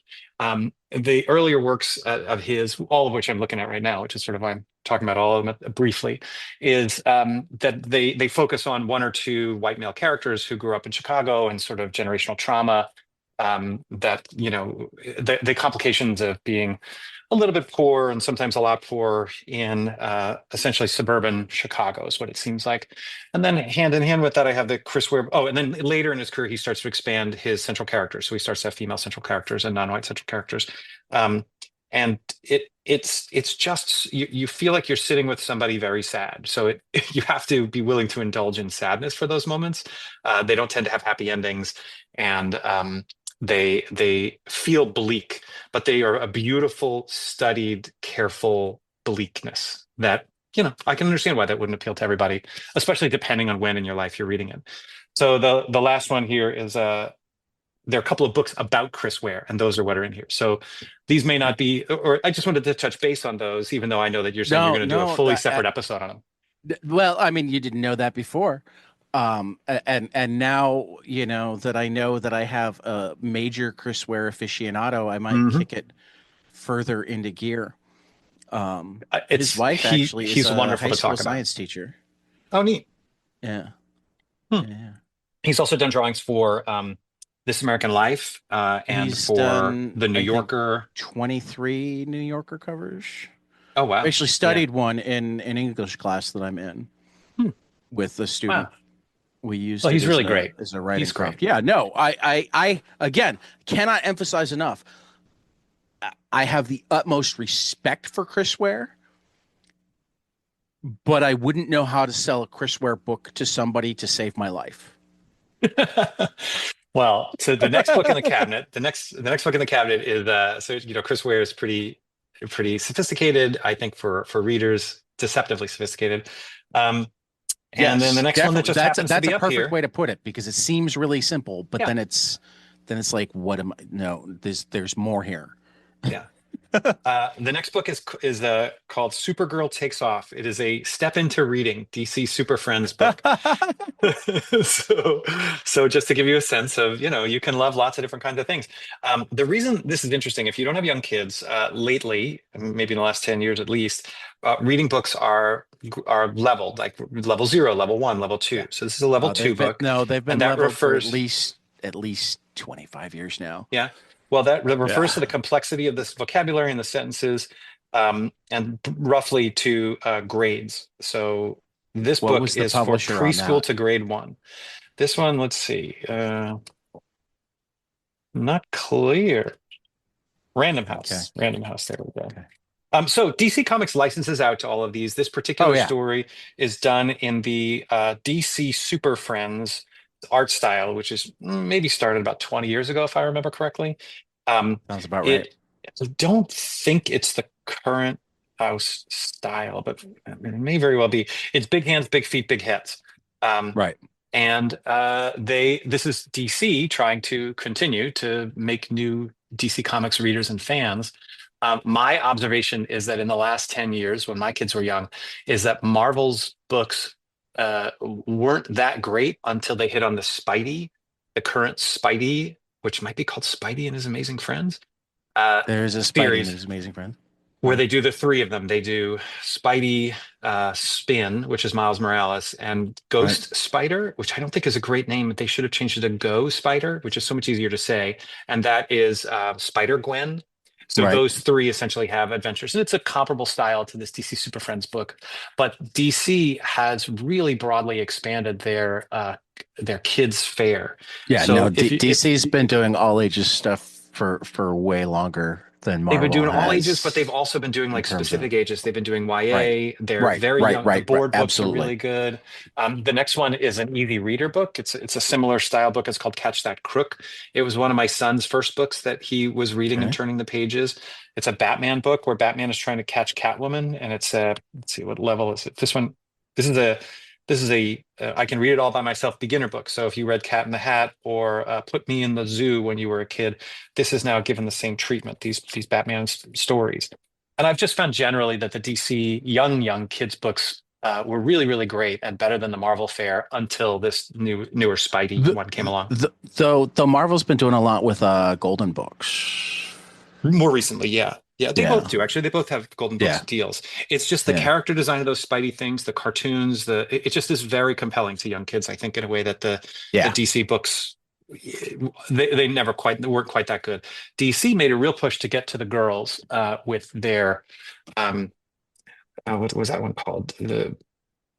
Well, we'll get to it, but they had two different versions, DC superhero girls. That's what it was. They had two different Right. iterations of DC superhero girls. The first was Mm-hmm. more like Barbies and princesses. They kind of look like Mm-hmm. that. And then the second one looked a little bit more like Ren and Stimpy with the exaggerated uh, uh, anatomies and things like that to sort of try to appeal to more elasticity and funnier than the other ones were. But Right. both of them, that transition happened 5-ish years ago. So now I'm going to the back half, some things that I haven't looked at in a while. Our Valued Customers by Tim Chamberlain, Conversations from the Comic Book Store. So this is a collection Oh of, wow. they look like newspaper cartoons. They're typically one panel, and they're basically illustrations of the things that somebody who worked at a comic book store overheard said at the comic book store. Tim Chamberlain is a Boston cartoonist. Let's see, when was this thing published? It's got a pull quote from Dan Slott and another one from Gail Simone. Nice. It's published by Pedigree, and it was published in 2012. So this is just at the tail end of the pre-digital mainstream comics era. Right. So here one quote regarding the cover of a recent Catwoman comic. It's the guy says, "Real life girls don't ever look as realistic as girls in comics." So it's full of all the kind of, you know, slightly clueless things that or comic book store attendees say. And I guess it's probably a good read for like when you're going to a comic book store. Here's some things not to say because somebody behind your back is pointing out that that was not entirely appropriate. I What's mean, your LCS, di- by the way? di- What di- when you go to a comic book store, where do you go? my pull list is at Dreamland Comics in Libertyville. Hmm. I though I haven't been there in a while. I maintain a very short pull list and try to get to Challengers Comics and Conversation in Chicago as often as I can. Um, there's New Guy in Comics, and I want to say Winthrop Harbor that I go out to from time to time. Um, in the city, I like to go to Chicago Comics and um, a couple of others pretty regularly. Keith's Comics in Schaumburg, I hit somewhat regularly. Like half the stores in Chicagoland, I'll hit at least twice a year. Amazing I Fantasy down in the south suburbs. In my 20s in New York City, I guess 20s and 30s, really, if I'm thinking about it, I would go every Wednesday. And Right, since I went digital in 2012, I don't go quite as frequently. I still buy and I still right, go at least once or twice a month somewhere. But some of that's to bring my daughter and let her sort of pick right. out some things. I Which are order your stores online. right now? My number one store is the Comics Bug, but I got to say I haven't really found that, which is in Culver City. I also Okay. periodically will go to Pulp Fiction. Heidi Ho Comics closed down. It had a different name, Jeffrey's Comics, I think. Um, but that one closed down and it's reopening a Santa Monica Comics company, I think. But I just haven't really clicked. Oh, House of Secrets up in Burbank when I worked up there. I really like that store, but I haven't quite clicked with a local comic book store out here the way I did in New York, where there were three or four, any one of which would have been a wonderful regular comic book store. I Yeah, I mean usually was deciding between Midtown Comics East or Midtown Comics West when I was in New York. it I have not actually been to any Midtown yet, but in New York, anytime I'm in the area, I like to go to Forbidden Planet, which Hmm. is the comic shop that gave us Matthew Rosenberg and Tyler Boss. Um, I like to go to JHU, formerly Jim Hanley Universe. You don't call Um, that Jim Hanley anymore? well, because Jim's dead, Oh, all right. and the That was my the comic book shop for yeah several years when I lived in that part of town. the Staten Island one is the one that I like the best. I have not been Um, to the any Staten Island comic shop. in Brooklyn, I love Bulletproof and Anyone. I think those are the newer ones that may have showed up since Oh, I left. Bulletproof's been there forever. Oh, okay. I may have been Bull, there then. I I mean, think I've been to all the comic shops in Brooklyn. as Spencer Ackerman says somewhat regularly, uh, he's been going to Bulletproof since he started buying comics. So it's really cool for him to go and sign comics there now. Oh, fun. That's really neat. Yeah, so um, I don't know. I feel like I like having a relationship with my local comic book store. And I feel like, mostly I've lived in cities, so I have not had that Simpsons style experience of some sort of dismissive kid who doesn't want to be there, working behind the counter, being snooty about comics. Mostly I've had like really helpful people who are there to sell stuff. And once they get tired, they leave. Some are more friendly than other. I didn't find Forbidden right. Planet that friendly. I love the store. I just didn't find the people working there, all that helpful or friendly. They were fine. But the store itself was great. And then Jim Hanley Universe, there was always a fun conversation that you always felt welcome to take part in. At least again, Right. when I was there was one guy, Larry, who was working there. Yeah, I I met really Larry. like this. Yeah, so he was really cool. I remember getting into a conversation with him, I think he's comparing. one of the owners now, Is he really? Oh, that's so but wonderful. I'm Good not for him. 100% certain. Well, this would have been back in the Because 90s, so he's been there no, a no. while Well, I then. mean, the owners now have been there since the 80s. Yeah. I Wow, mean, that's I awesome. don't even think they bought the store. I think it was left to them, Wow. Oh, that's so cool. Well, anyway, if I Larry, I recall talked to him about correctly. Ollie Queen versus Clint Barton. We had kind of a long chat about that. I remember one time. I mean, the one that I don't know how far you are from Pasadena, the one that the most of my LA friends are big fans of and sign at regularly and go to on their own is Four Color Fantasies. I've probably been there. You know, when I first got here 8 or 9 years ago, I went to as many different stores as I could. Right. Um, but I I still haven't been to just that one yet. haven't quite. I Uh, feel like I haven't quite found my regular spot. And now that I'm yeah. doing DCBS, there's less incentive to do it. The guys, I do like Yeah. the guys at Comic Bug. They're very nice. So, Yeah. um, so this next one is The Amazing Adventures of Cavalier and Clay. Fantastic book. Did you know Isn't that that wonderful? did you know that his brother is a um editor at Dark Horse? No, no, Yeah. I did not. Is that where he publishes The Escapist through? It is. Oh, that's pretty cool. Yeah, I adored this I book. mean, I thought it was really he great. hasn't published The Escapist in a while, but when it was published, it was a Dark Horse comic. As much of a fan of comics as I am, and I'm in the category of about as big as you can get, I think. My favorite chapter in that book was when they went to Antarctica. And part of Yeah. what I liked about it was that I don't read a lot of novels because I read most of my fiction in comic book form. And comic book form tends to be a fairly efficient storytelling. The flights of fancy you get in comics, I think, is like in a serialized comic like by Chuck Dixon, where he'll sort of introduce Right. 8 new lead characters, not new lead characters, new supporting characters, and while he's telling one 6-issue arc. And then he gets to the end of that Right. arc and he's like, okay, which supporting characters have I and have I not talked about, or which one's interesting me, or where's Right. my lead character going and which supporting character supports that. So you might get to the end of a 6-year run and some characters who got introduced who you thought might become a love interest or a rival or something like that never get their threads picked up. And so that's Right. where sort of the flights of fancy, I think, that I enjoy appear in comics. In novels, which, like I said, I don't read that much, it's surprising to me when they kind of 2/3 of the way through some book, they all of a sudden have some adventure that has nothing to do with the main adventure other than I metaphorically. I love Michael Chabon, period. I read everything he writes. And as much as I love Amazing Adventures of Cavalier and Clay, I think it's like maybe my third favorite book of his. Wow. I And it adored that book depends when on it the came day out. of the week. Some Yeah. days it might be like my least favorite of his novels. Well, no, Wow. I think Mysteries of Pittsburgh, which is his first novel, always comes in at the bottom. Not because it's bad, but you can tell that he's still finding him. I think he wrote it when he was in college. He was still very much finding himself, whatnot. And the other thing about Chabon that I love is like his novels tend to be very different. So it's hard to really compare them to each other.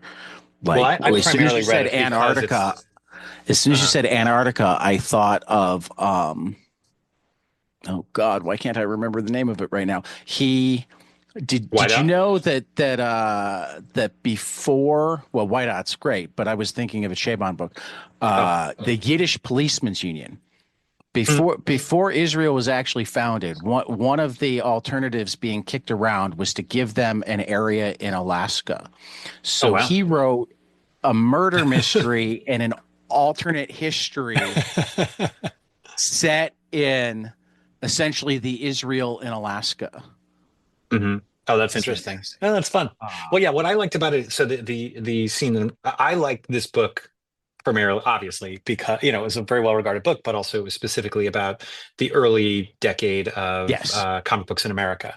right. And so sometimes it referred to real world characters, and sometimes it primarily dwelt on fictional characters, some of whom I mean, had similar it's stories as the real world people, but it with mostly lived in that world of publishing comics in the 30s and 40s. right. I mean, it's a spiritual sibling of Alex Segura's recent Secret Identity and Alter Egos, Mm-hmm. where you've got a fictional publisher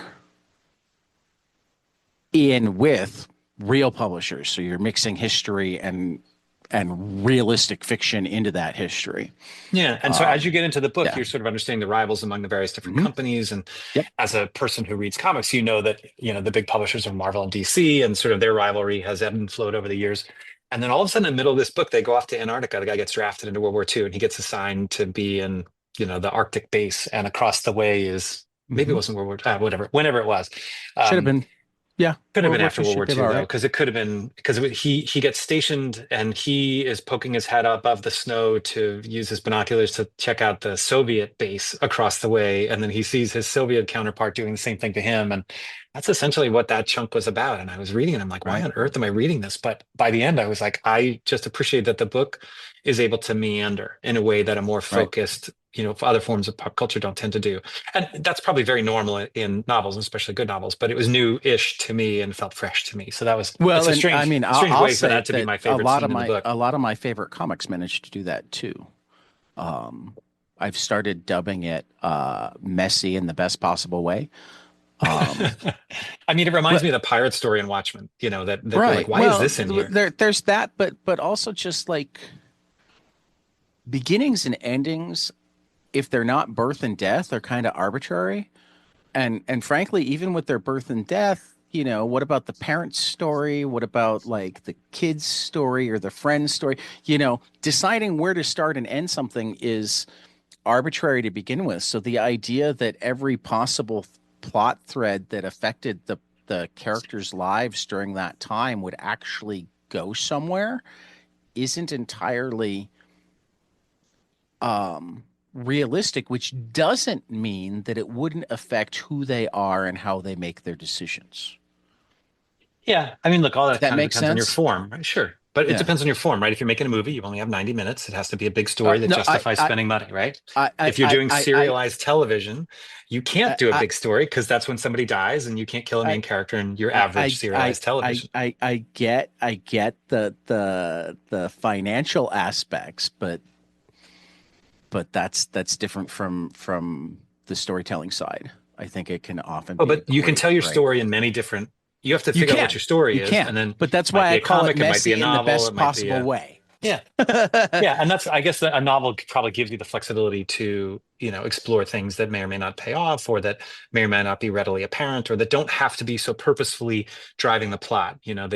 If you say catchphrase early in a movie, you're going to hear it later in the movie. But in a Yeah, novel, you can I meander. actually think I think comics have the most space because it can be in the same panel. Yeah. Yes, it can be, but then also the difference with comics is that like you And the can't people kill that don't, well, you and can't the kill the people that Joker. don't, well, yeah, but I'm not talking about killing people. I'm talking about doing that messy thing, like being off in Antarctica that doesn't like drive the plot, but does drive the character. Um, you could do that Or as a something. It tangent, doesn't right? necessarily drive the character either. It could be it just serves as a metaphor for the broader story, which is kind of Right, what the pirate story in Watchmen does. right. Well, so Michael Chabon, The Adventures of Cavalier and Clay. The next book is the Kingdom Come Elliot S. Maggin novelization, Huh? The which, novelization. yeah, this is a prose book. It is largely unread, but it's also available as a full cast audio drama from Time Warner Books.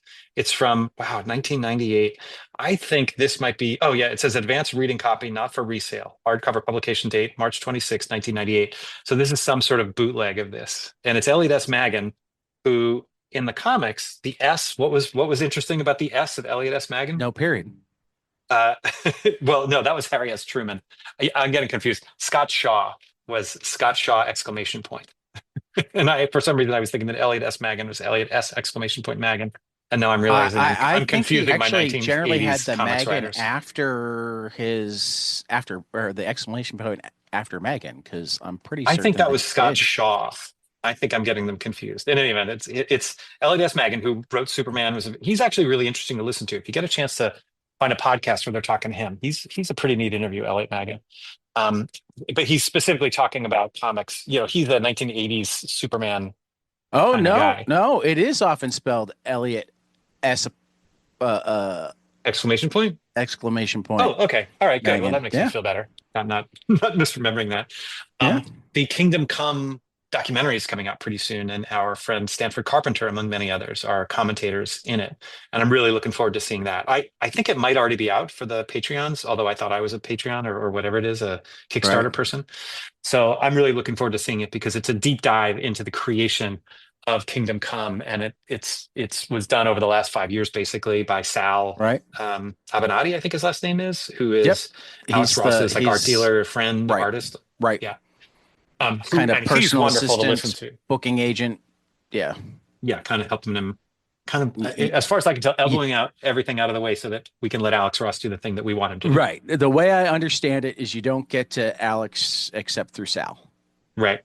And in Sal general. I heard an interview with Sal on a podcast the other day. Apparently Though there, we'll say oh, quietly for people who were listening at the beginning, Alex does not regularly anymore, but has been frequenting my comic shop since he was in high school. Oh, wow. Oh, that's neat. Well, he's got some. Is There's friends with the owner from before, well, from when the owner was the owner now of the comic shop that I go to, and this is a common thing with comic shops, was the second employee at that comic shop. The first employee is actually my boss at the high school, or one of my bosses at the high school. Did I just lose Brit? Let's. All right, Brit has returned, so I've unpaused the recording. Well, so you were talking about Alex Ross being at your local comic book store. Apparently, there's going to be a great big Alex Ross exhibit I know going he's on. a regular there. Apparently, there's going to be a big Alex Ross exhibit going on with the old DC Comics covers that he did back 20 years ago now. Were original paintings. So there's a museum that's going to have all of those paintings on display. Oh, I know the exhibit. It debuted at Did it? At a Libertyville museum like 3 years ago. Well, apparently there's a new one coming. There's one coming now. I mean, that exhibit has been traveling along with the book. I think this might be a different thing. I think this I think this might be. It's something to keep an eye out for. If you like Alex Ross, there's apparently going to be a great new exhibit coming out soon. Right. All right. So this next book there's so much story behind this book. I'm curious if you know what it is. Patron Me is it's the guy from Judd Winnick from his time on Real World. Yeah. So The Real World, as people know, is a reality show from MTV. Season? My recollection San Francisco is the second was season. Like the second, yeah. The first season was exactly my age. It was in New York. They were still figuring out what it was. The second season, and for those of you who aren't familiar with The Real World, it's a reality show, a very early reality show on MTV, maybe one of the first, where they just took a bunch of kids who were in their early 20s, threw them in an apartment took them from all over the country, threw them in an apartment together, and filmed the whole thing just to see what would happen. The first season nothing that much happened. There was a little bit of tension here and there, but it's mostly just hanging out with people who were relatively charismatic. And then the second season, they did the same thing in San Francisco. But this would have been back in 1993-ish, maybe 94. And one of the actors, not actors, they're people. They weren't actors, I guess. One of the people cast on the show was this guy. One Pedro of them's Zamora, now a cabinet member, but we won't get from into Real that. World, not from Real season. World, not from San Francisco. No, from a much later season. And so this would have been 93, back when AIDS was still ravaging the gay community and was a death sentence, basically. And so Pedro was this sweet young man who was HIV positive, and he got put on the show. Also about the same time that the most famous still living person with AIDS was diagnosed. Right. Mm-hmm. So it was a death sentence, but it also clearly was a turning point, because I remember that at that time we were expecting Magic to be gone in a few years, and he owns the Dodgers now. He was right. That was right on the cusp of it. But in terms of the national consciousness, that's, AIDS occupied a different place. HIV and AIDS occupied a different place in the national consciousness back then than it does now. And back then it was a very serious, scary thing for a lot of people. And so here was this young man who was out and gay, which was also not quite as common back then as it is now. And he had a bunch of roommates, one of whom was, I believe, a local cartoonist in the local San Francisco newspaper named Judd Winnick. So the show had a lot of confrontations, some of which revolved around Pedro and his health concerns at the time, and the other cast members' varying willingness to be supportive and tolerant, and some were more so and some were less so. So on the show, Judd Winnick ended up getting into a relationship with one of his cast members. They ended up getting married. She was a doctor, and Judd's cartooning career took off. Pedro became pretty inspirational around the country. For a lot of people, he was the first person that you knew, in quotes, who was HIV positive. And he was really meaningful to a lot of people, including Judd. So Judd ended up writing a graphic novel called Pedro and Me, Friendship, Loss, and What I Learned. And with the spoiler alert for a 30-year-old, but Pedro didn't survive much longer after the show. Within a few years, I think he had passed. And Judd had this was an important book, and a really good book by him, that detailed their friendship and their time together and a little bit of their time afterwards. Judd went on to become not only a very well-regarded cartoonist, but he ended up becoming a great comic book artist. He had his own series, which I didn't really read that much. Do you remember which one Barry that was? Wayne, Barry Boy Ween. Genius. Mm-hmm. Barry Ween Boy Genius, which was Mm-hmm. a cartoony, doesn't really Hilarious. mean anything to me, but a cartoony style It was hilarious. for young kids, right? Or what age group No, was that for? it That was was all Image ages? Comics. It was, if I recall correctly, it was one of those that looked like it could be for your kids, but if you were silly enough to buy it for your kids, you were going to get some interesting questions and or words coming out of their mouths. Well, he did that, and it was very well regarded for a while. And then he leapt into the DC universe And right at a time when I'm still steeped in DC, but it was a really right, strong period, in my opinion, for the DC universe. It was sort of early Jeff Johns, I believe, and right, he wrote the story that brought Jason Todd back into the DC universe. For right. newer readers, that might not mean much, but for a long time, um, and although it wasn't that long, was it 10 or 15 years? Jason stays dead. Jason was Right. sort of this mark in Batman's mind that you have to be more thoughtful and careful. And it was part of what led Batman to being a more depressive figure and sort of darker than he had been in previous iterations and maybe even since.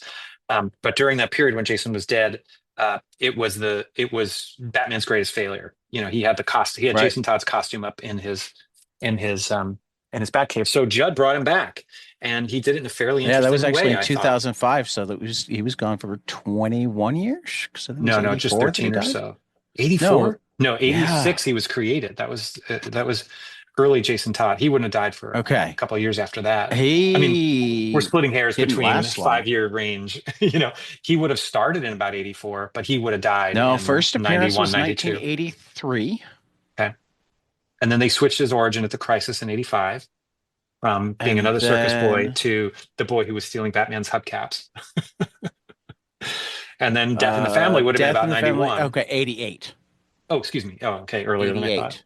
Oh, so you're right. Yeah. So then he was dead for No, almost 20. I knew I was still a young kid because the comic shop that like I went to when Jason Todd died was not there by the time I was in middle school. So I knew it Gotcha. had to be the 80s. Well, so Judd, brought him back, and then he slid over to Marvel and he did Exiles, which was just this wonderful what if style book. It had a different way of doing what if, and it was before the multiverse was old hat, really, on the Marvel side of things. Where he had these characters that were collected from various different universes and put on this team that was designed to go around and fix tears in time-space continuum type stuff, so that he would visit the planet where every Marvel character was a robot and they had to do such and such, or they visited a world where what if Doctor Doom became Spider-Man or whatever. So it was a really, really great series that he wrote and Jim Calafiore drew. I love that series. It was so good. And he really cracked this nut of how to make a narrative what if story, which has been, in my mind, copied and sort of iterated and sometimes improved and sometimes made worse, but certainly become very commonplace since that time. So he's great. I met him once or twice at Comic-Cons. He seems like a lovely guy. He's still knocking around, in the comics world doing things. And this was his first meaningful book, I thought. Right. So I remember really liking it. It's kind of thin. Green Lantern he did. This is back when he did Green Lantern. He published this book Right. when he did Green Lantern. So that was a really good one. Oh, and here comes the next book on the shelf is somebody that we've kind of already spoken I like about a little bit. Guy Delisle. So it's Guy Delisle and it's Aline and I the don't know if I Others. know that one. It's a wordless collection of comics, largely. So we've talked a little bit about He's got a book coming Guy out Delisle soon. Muybridge, about the guy Oh, that yeah, first managed I read to. I think I remember you talking about that on yours. I thought that was really Yeah. great. Yeah, so Guy Delisle he's somebody who's just good enough that. Of course, you're like throwing out an out of print Guy Delisle. Oh, really? Yeah, Well, it does good look thing I like held there on are to it. used copies out there, but yeah, Let's it's see, out of print, what not year was digital. that? 2006. Petit Livre, which is little books drawn quarterly. Must have republished it. Yeah, 2006. I guess he's French. I know that sounds silly to ask. I believe so. He might be French Canadian. I don't really know. I like his books though. I've never read Guy Delisle that I didn't like. Some I like more than Neither others, have I. but they're all really good. They're not classic comic books. No superheroes that I know of. Well, But I mean, they are really great. I would argue with the idea that superheroes are classic comic books, but that's a whole different discussion. Yeah. The next one, do you know this one? I do. Fortune and Glory by a Okay. true Hollywood comic book story by Brian Michael Bendis. Now, this book was published in 1997, I would just guess. How far I off am want I, do to we think? something What's like the that. over under? No, I think you might have nailed it. 98, maybe. Man, I'm struggling to read this. It's white. Fortune and Glory, the musical, That's the newer one. um, is out now. Just came out. This so this is before Brian Michael Bendis was a household name in comics. I He mean, had back then he the had Jinx and Goldfish and something called Fire. And I think that uh-huh. was it. Maybe Torso. Oh, And Jinx I Torso. think Powers had just started Honestly, I when don't this think it was had because in the back it says all the other things that he has created and Powers is not in there. So there might be a well, reason. You might still be but what right, I'm but saying is I want to say when I say just started, I mean like Fortune and Glory came out the same week as like issue 2 or 3 of Powers. And the only reason I remember that as a possibility is because I know that the comic shop that I was going to just ordered me a copy because they knew how much I'd loved the first couple of issues of Powers and they saw Brian Michael Bendis. So they added it to the order and it was there when I got there. That I actually, that's among the first things I ever read from Bendis. well, this apparently collects issues 1 through 3 of Huh? the Oni Press Fortune and Glory. So I didn't realize this was a collection. And I Okay, so can barely read this. the collection came out at roughly the same time as Powers. I see, because this says, I think it seems to say June 2000, but my Well, 99 that and would make it 2000. like the Yeah. second God, the print is so collected small. I'm edition. getting Yeah. so old. Well, in any Yeah. event, I think it's, look, I I can't have read it it. In any event, multiple times. I love Fortune and Glory. so tell me about And what's need the to read the new story? one. What's the story of Fortune and Glory? Because I vaguely Uh, remember it. I remember loving it. Fortune and Glory is not long after I think it was even Goldfish. Somebody Mhm. in Hollywood heard that Goldfish was this great comic. Well, it was, and Goldfish was a comic book noir murder detective Right. type story. Right. That he drew on his own. I mean, early Bendis. It's great, but it's also got you gotta experience. There's a reason Brian doesn't draw anymore. Though he came up when I was talking to Matt Rosenberg the other day because Matt actually got him to do a cover for What's the Furthest Place from Here. It was the first time he'd drawn anything in like 10 years, at least for publication. um, Fortune and Glory is about his Hollywood experience with, I'm pretty certain, Goldfish, that essentially started with a phone call to option it. And then he wound up taking all of these meetings with higher and higher up people, raving. I mean, the part that I remember like the most is he's like, this person, they rave and rave. And like the longer the talk goes on, the more he becomes absolutely clear in his mind that they haven't read it. That's so great. They're all over it. It's wonderful stuff, blah, blah, blah. And he's like, at some point, something will be said was like, I don't think he's read my book. That is really funny. But it's the whole thing where he gets this money and it goes through, it's the Hollywood turnaround thing. It's something, it's again, because people listening to this may have listened to the Matt Rosenberg interview that I did Thursday, where we talked a little bit about the fact that his 4 Kids Walk into the Bank is in production right now. And I asked about like how it was, and he's like, it was a little weird because like it got optioned like before it was even finished. And options had lapsed and options had been picked up again. Like almost everything in comics gets optioned. People will talk about, hey, I know that I'll get a $2,000 check every 4 or 5 years because somebody will, the option will lapse on this and somebody else will pick it up. Um, There's an interesting complication that happens when you option a comic book before it has been published and even before it's been finished. And that's the question of what are you optioning and from whom? If you think right. about a writer and an artist, they're contributing different things to a comic book. And it is possible that before something is published, that a person buying the option might want the script, but not particularly care for the visuals. And Right. so is a comic book does a book option require optioning from a pre-publication comic book option require getting an option from both the writer and the artist or just from the writer? And that's, Well, I think that depends on I whose don't know horse you have in overall. the I race. know for four kids walk into a bank, it was from both of them.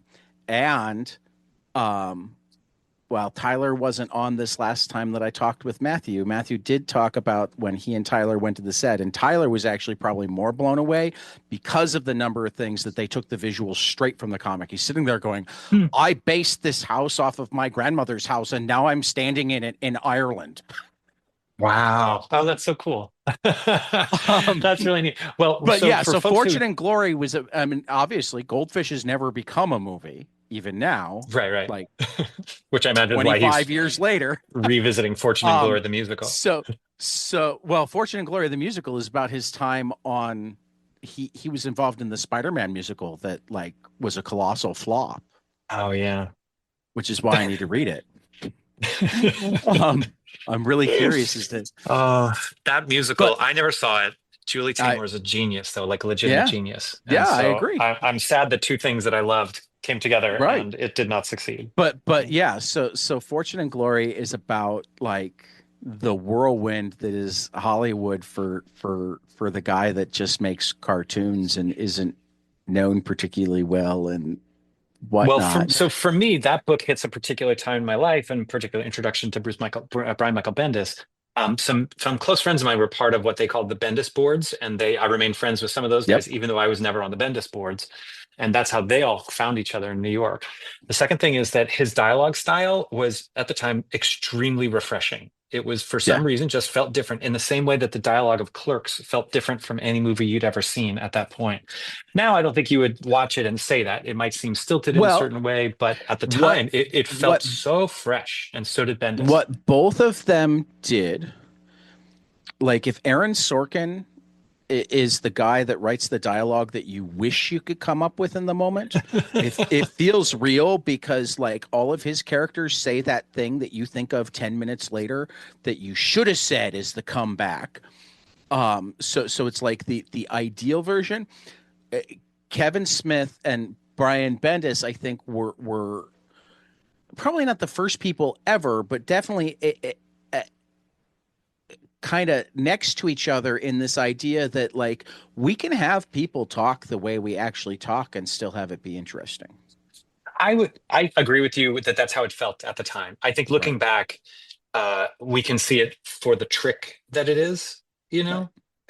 But I think at the time it was just so different than what else was out there, Yeah. that I really appreciated, and the pacing and stuff. Now you look at it, maybe you decide that it's too wordy, maybe you decide that it is stilted or rhythmic in an unrealistic way. But at the time, it just felt so fresh that it was so fun to read everything you wrote. Um, this is another one of his. I don't know if you know this one. Total sellout. Yes. And I'm assuming it's from the same era and Right. For that partly matter, from a I comparable sometimes story. get the sometimes get the two like actually I want to say that at this point they get collected together. That's probably what this as I flick through it, it looks like there's some overlap. This Right. is a collection of disparate styles, disparate art Right. styles, and they look like smaller stories. So it may not be a straight through narrative. Um, But at this point, he has done Goldfish, Fire, Jinx, and Torso, which is in the other one, but also Ultimate Spider-Man, Daredevil, and Alias. So within a couple of Right. years, he had gone from, being a self-published person to having launched Ultimate Spider-Man, which is one of the more He influential was actually comic books of that he era. wasn't completely self-published. He was a really small publisher called Caliber, who was also Gotcha. doing uh, Low Life with Ed Brubaker, and there was one other big creator that came out of that. Boy, I'm looking at the special thanks, and he thanks a bunch of people you don't know. A couple of artists, David Mack, Mark and Draco, who he probably worked with. Stan Lee, of course. Jim Doohan. I happen to know who that is. Do you? Who? James Doohan. Isn't that It's Mr. Scott from Star yeah, Trek. that's Mr. Scott. But it's funny that you bring up David Mack. David Mack's worth bringing up a little bit more here for two reasons. First, I mean, Kabuki was also a thing that came out of that era, and Mack worked alongside with Bendis from early on, but Mack is also neurodivergent. Oh, neat. Oh, that's interesting. Well, he must include Kabuki in the book somewhere because he thanks him for the use of Kabuki. Yeah. Yeah. So in any event, I just remember at the time thinking he was so fresh, and then funny enough, I did not care for Ultimate Spider-Man. I love Ultimate Spider-Man. So many Ultimate people do. Spider-Man is my Spider-Man.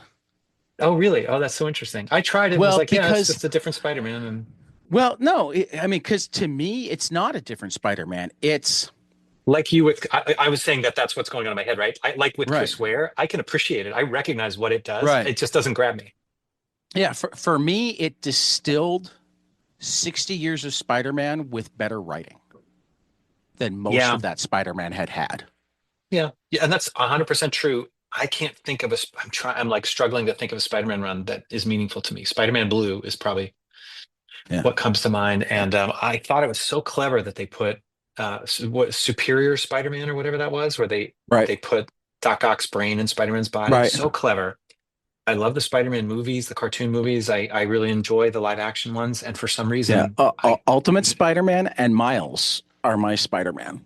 And yeah. that's I've always been a Spider-Man guy. I mean, I also loved like the whole Hobgoblin saga when it was coming out, and well, not when it was coming out because that was mostly before I was reading, but I inherited those comics, so I read them over and over for Mm.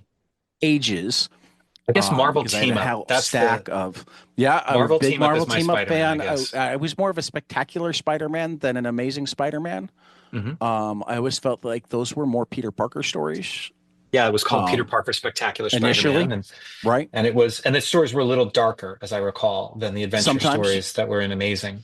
I mean, I was like 8 to 14 when I was reading those the most. Yeah, me too. So I don't know if I was making the differentiation between, oh, this is Dark Spider-Man and that's not Dark Spider-Man. I Hmm. was more going, it's funny that I know Spectacular Spider-Man is supposedly the secondary title. And I was actually reading ones from like the late 70s, early 80s in that time because I'd gotten a Hmm. big Yeah, box. well, those are the Frank Millers.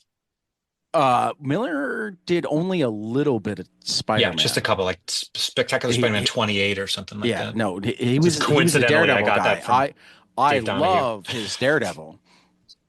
Yeah. Um, Well, okay, so we have two more books on this chunk of shelf, and there's plenty okay. more shelf to go, but let's do these two. So we've And then talked about this. we got to see the Mhm. three that you shoved in there We because will. Yeah, they're let's do those yeah. last. And then, yeah, because you might, I think maybe those can be some that Because we so try to far read I later. haven't had anything that's like jumped at me that I'm going to pick it yet. Mhm. I'm Okay. just telling you now. So So we're still kind of working.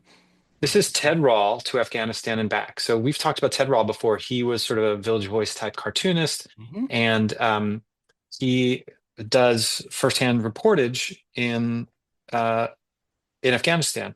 So this is set in roughly 2001. It's got an introduction by Bill Maher. I'm not sure how to say it, his name actually. And I have not read this in so many years. But he's got a book called 2024, which he would have written back, 25 years ago. But obviously I set it aside because I thought it was really great. Book. Yeah, Village Voice War Reports is what the content of his cartoons, and then it's also got plenty of prose. Looks like I got partway into it. I would have bought this not too terribly long after 9/11. I was living in New York during 9/11, so that was something that you kind of had to decide whether and to what degree you were going to engage in art about 9/11. Yeah. So Tom King took the job at the CIA, and you bought a comic book. Yes, that's true. Inspiration comes in different forms.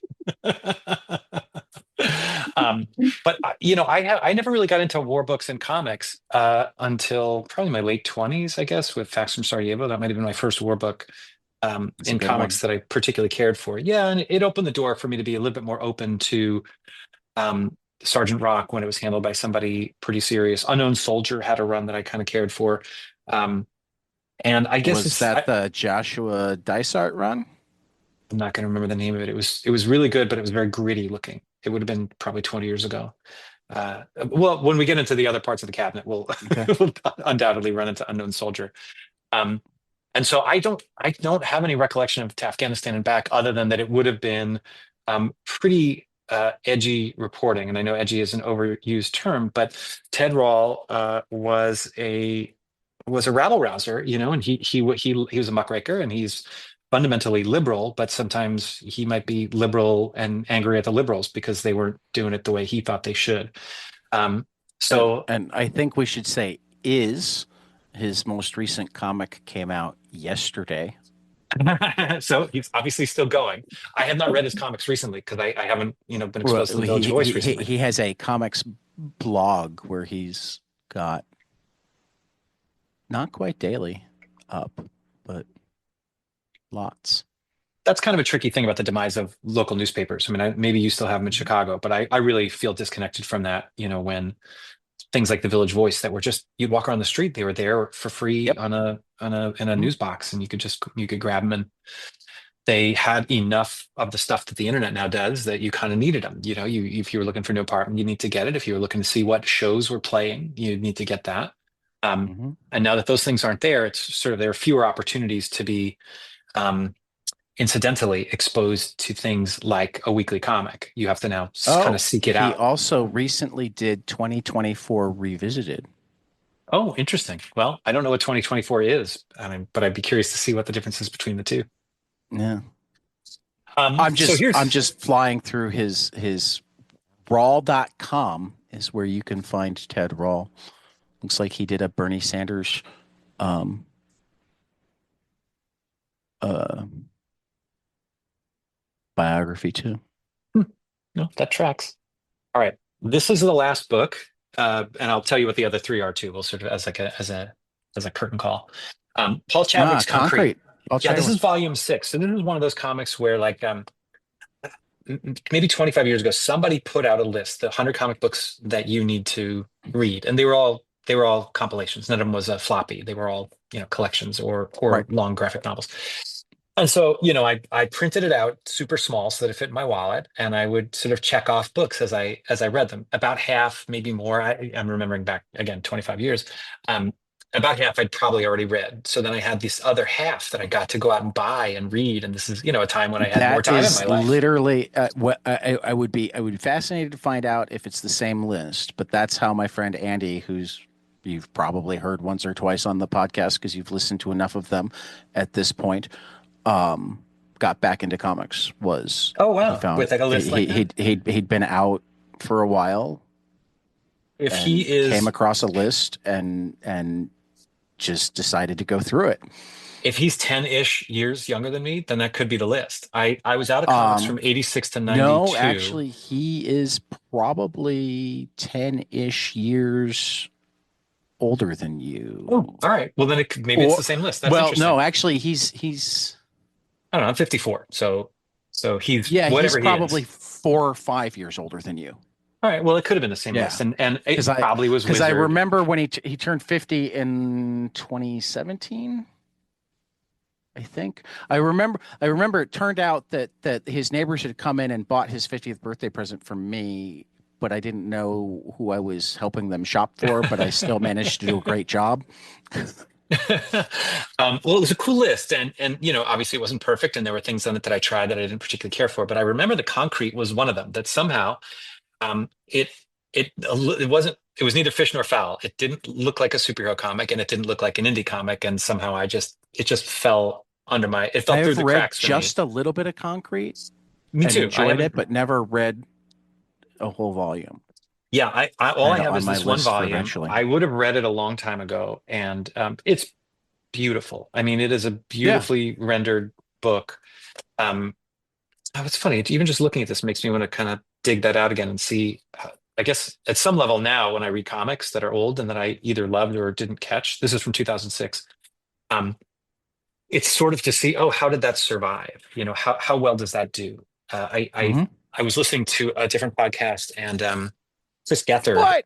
You was listen to asked. other Listen to podcasts? so many podcasts. I love them. I'm crushed, man. This was with my old improv teacher, Will Hines, and his brother Kevin, and they had on Chris Gethard to talk about Watchmen, and it was sort of a meandering conversation, but they got to this point where Chris Gethard said, for some reason, if I found that I was going to die in 24 hours, which comic books would I read? Now, bear in mind, he's married and has kids, you know, and so he's imagining he's got 24 hours to live, and what he's thinking about is which comic books he wants to read. But whatever, it was kind of an interesting test, and it did make me think, like, I didn't get through much of a long list, or I'm not going to spend all 24 hours, but what would be the last comic book I would like to read before I say my final goodbye? And it would be Justice League 200. And it made me think, I wonder, maybe I won't read it until my last day, if I happen to know what my last day is, just to save that feeling, because it'll take me back to when I was 10. And it was at the time considered the greatest comic book of all time for people of a very specific age. Justice League 200. It was a story that had probably Jerry Conway wrote the spine, and then each individual chapter had a different, at least art team, and it might have had a different writing team. So one chapter was Jim Aparo, and one chapter was George Perez, and the wraparound cover was George Perez, and the names that would have been a big deal around 1980. And it just was one of those books that it was square bound, but it was still on newsprint, and it had this beautiful wraparound cover by George Perez, and all these great artists. Jerry Conway, George Perez, Pat Broderick, Jim Aparo, Dick Giordano, Gil Kane, Carmine Infantino, Brian Boland, and Joe Kubert, with ink from Brett Breeding, Terry Austin, Jim Aparo. Yeah, and so Dick Giordano, Gil Kane, Frank. Yeah, I'll bet it. Yeah. If you read it now, it feels clunky. It doesn't age that well. It's certainly not a very sophisticated story. But I'll bet in that moment, it might be nice to feel like I'm 10 years old again. So anyway. That I don't remember exactly how we got to that, but when I when I read books, when I read old books, sometimes I'm curious to see, how did that age? Zot aged, I think, extraordinarily well. There are a couple of things that didn't, that don't feel very modern, but by and large, it was a stylized book, and I thought that aged really well. And I'd look at Concrete, and I'm like, okay, if I were reading that, Scott McCloud is a genius, so he is. But there are lots of geniuses who wrote works that were very much of their time. Yeah. And then changed their style over the years. So, okay, well, that's the bulk of the cabinet. That is so fun for me to just revisit some of these books, because I do adore these Chris Ware books, but they come out so infrequently, I don't get a chance to Did you get the new one? As far as I know, I have all of his books. The new one, if I remember, is volume 3 of the Acme Novelty Library date book. Yeah, it's a date book. I don't love the date books as much. They talk about non-narrative. They are, to the extent that they have a story, it's in a different form that is trickier for me to follow. And so of his books, those are the ones that I tend to struggle with the most. I love them if they are supplemental material, where it's like, oh, you finished the thing, now let's just take a peek behind the scenes. But to read it in and of itself, to me, isn't why I go to Chris Ware. Right. It's just it's the newest release and the first one in like 15 years. So it's been it wouldn't be quite 15, but it's maybe 6 or 7. The last one should have been Building Stories. It's been a while, which was a brilliant book, but it was like 6 books in one. So you got your money's worth out of that. Okay, the 3 books that I learned about on, I think, for the Harvey Awards, something called Class Act, from the writer of New Kid. Do you know this book? I had Jerry Craft on. I met Jerry Craft at Comics Crossroads this year. He's a great guy, and I love all 3. Class Act is the 2nd volume of the New Kid trilogy. The 3rd is School Trip. Oh, so there are 3 books out? They're all fantastic. Oh, okay, good. Well, I have to, kind of glance through, just because I want to make sure it's age appropriate for my 9-year-old. I kind of feel like she might already have New Kid and have already read it, but I just haven't had time to sit and figure that out. Frontera is another one. That's Julio Anta. I love that. That is Julio Anta and Jacoby Salcedo. And it seems to be sort of roughly set in border crossing. Yes. I don't know whether it's modern or it's old, but there seems to Yes, be it a is. ghost, and it looks really It cool. is modern. But it is one of those things that I had a great conversation with him as well, including I about Frontera. oh neat. And so I don't these things like I don't just want to throw them at my daughter. I want to be able to have a meaningful conversation with Oh her about no, things like that. they're definitely ones that you want to be able to. I mean, because they deal with some Yeah, very real world issues that are yeah, particularly real world right now, yeah, but which they're she also can particularly handle. important right now. Yeah, she can handle that, but I also want to make sure that I'm prepared. Um, and the third Yeah, one is definitely ones worth reading with her. Button Pusher. Haven't read that one yet. Button Pusher. Okay, so it's Button Pusher by Tyler Page. Tyler's brain is different. You see where this is going? Yep. He has a hard time paying attention. He acts out in goofy, unpredictable, immature, and sometimes dangerous ways. Nobody, including Tyler himself, understands why he does these things until his doctor diagnoses him with ADHD. But the label is only the start of Tyler's journey. Between managing his medications, controlling his impulses, and dealing with his parents' fighting, Tyler's preteen years are full of challenges. The biggest of all, understanding how his race car brain is part of who he is. So you can see why that would be a great book for any kid, but especially my daughter to read. But Right. again, I feel like I should be aware of what it is and what it says, and Yeah. before I just kind of push it to it. Broadly, I try to read things before my daughter does, especially the graphic novels, but she's a voracious reader Definitely and I can't keep up.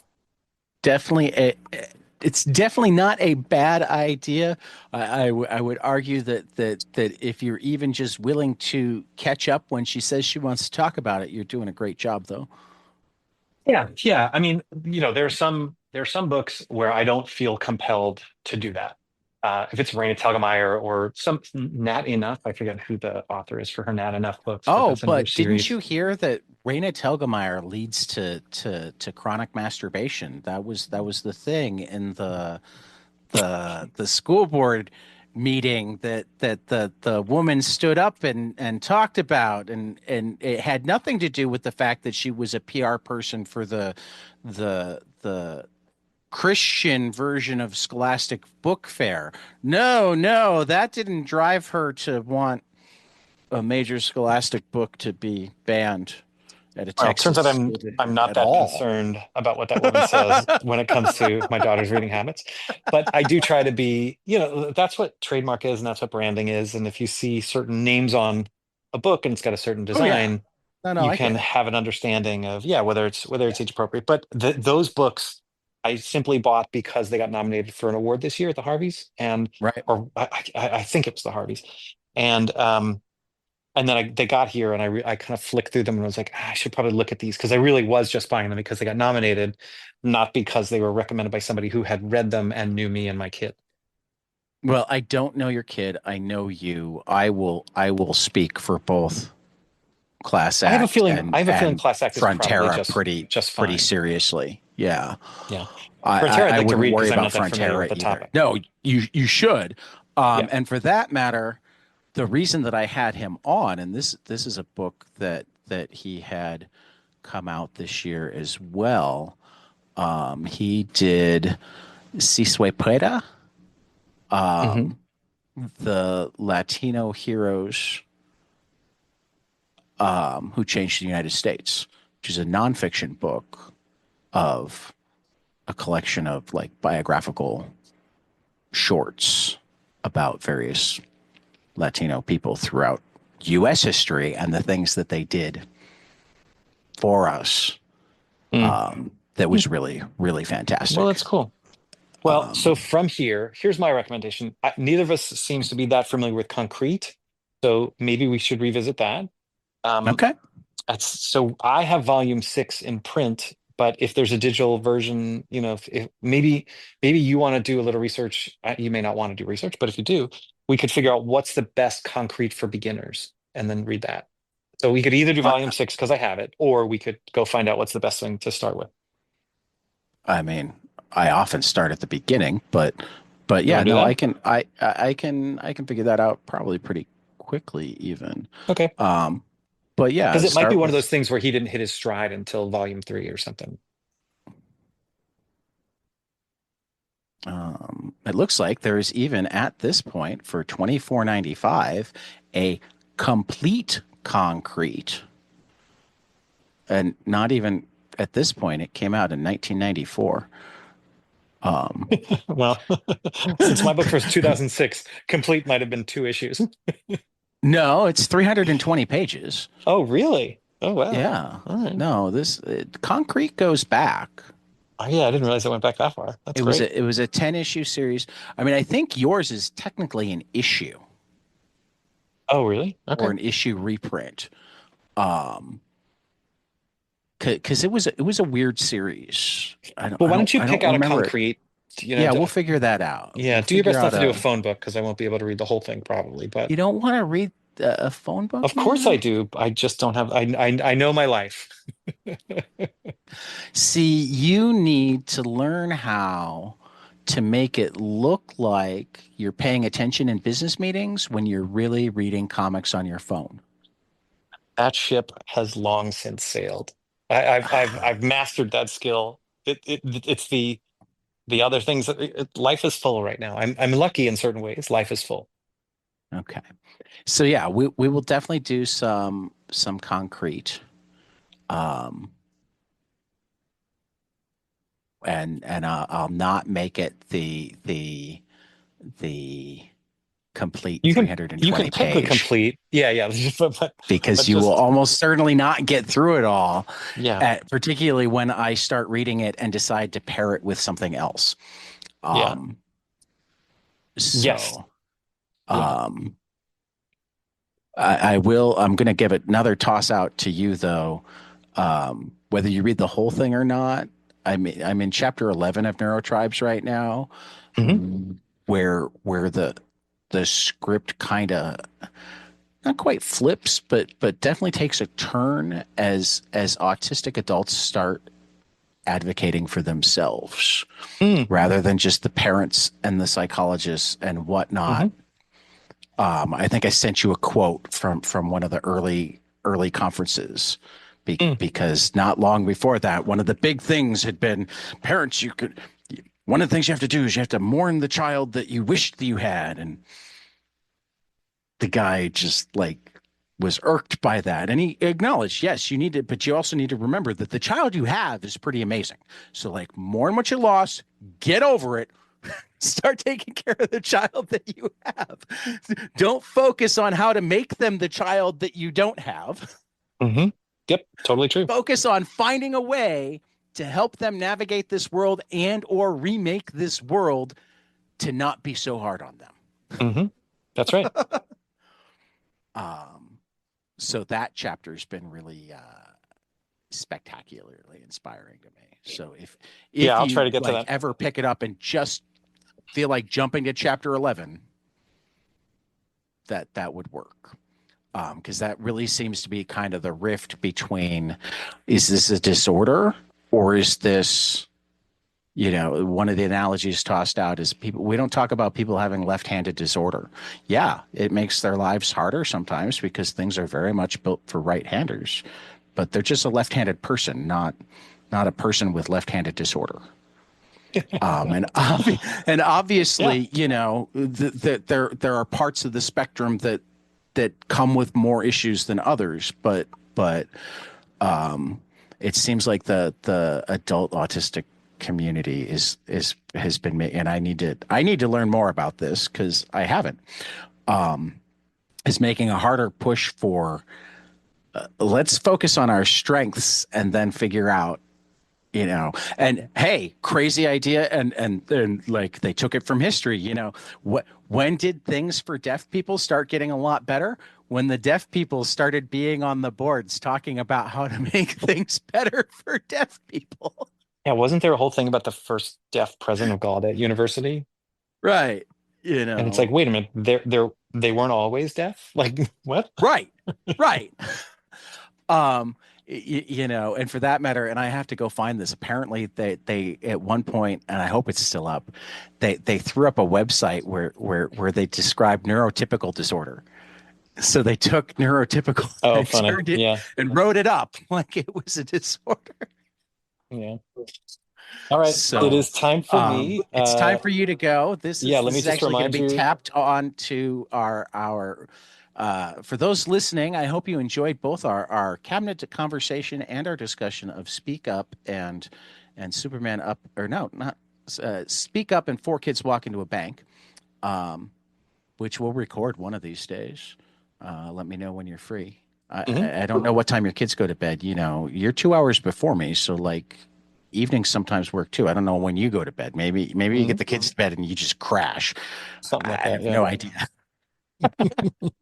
But have a great rest of your weekend. Go edit some more video. And for 22 panels and Brit's Cabinet, we will see you after the next page. Hey guys, this is Tyler from 22 Panels. I'm here to tell you all about our Patreon. If you enjoy this show, please consider donating to our Patreon to keep this show going. We have many different tiers, all different levels to help you decide what's right for you. Okay, so get on out there to patreon.com/22panelspodcast.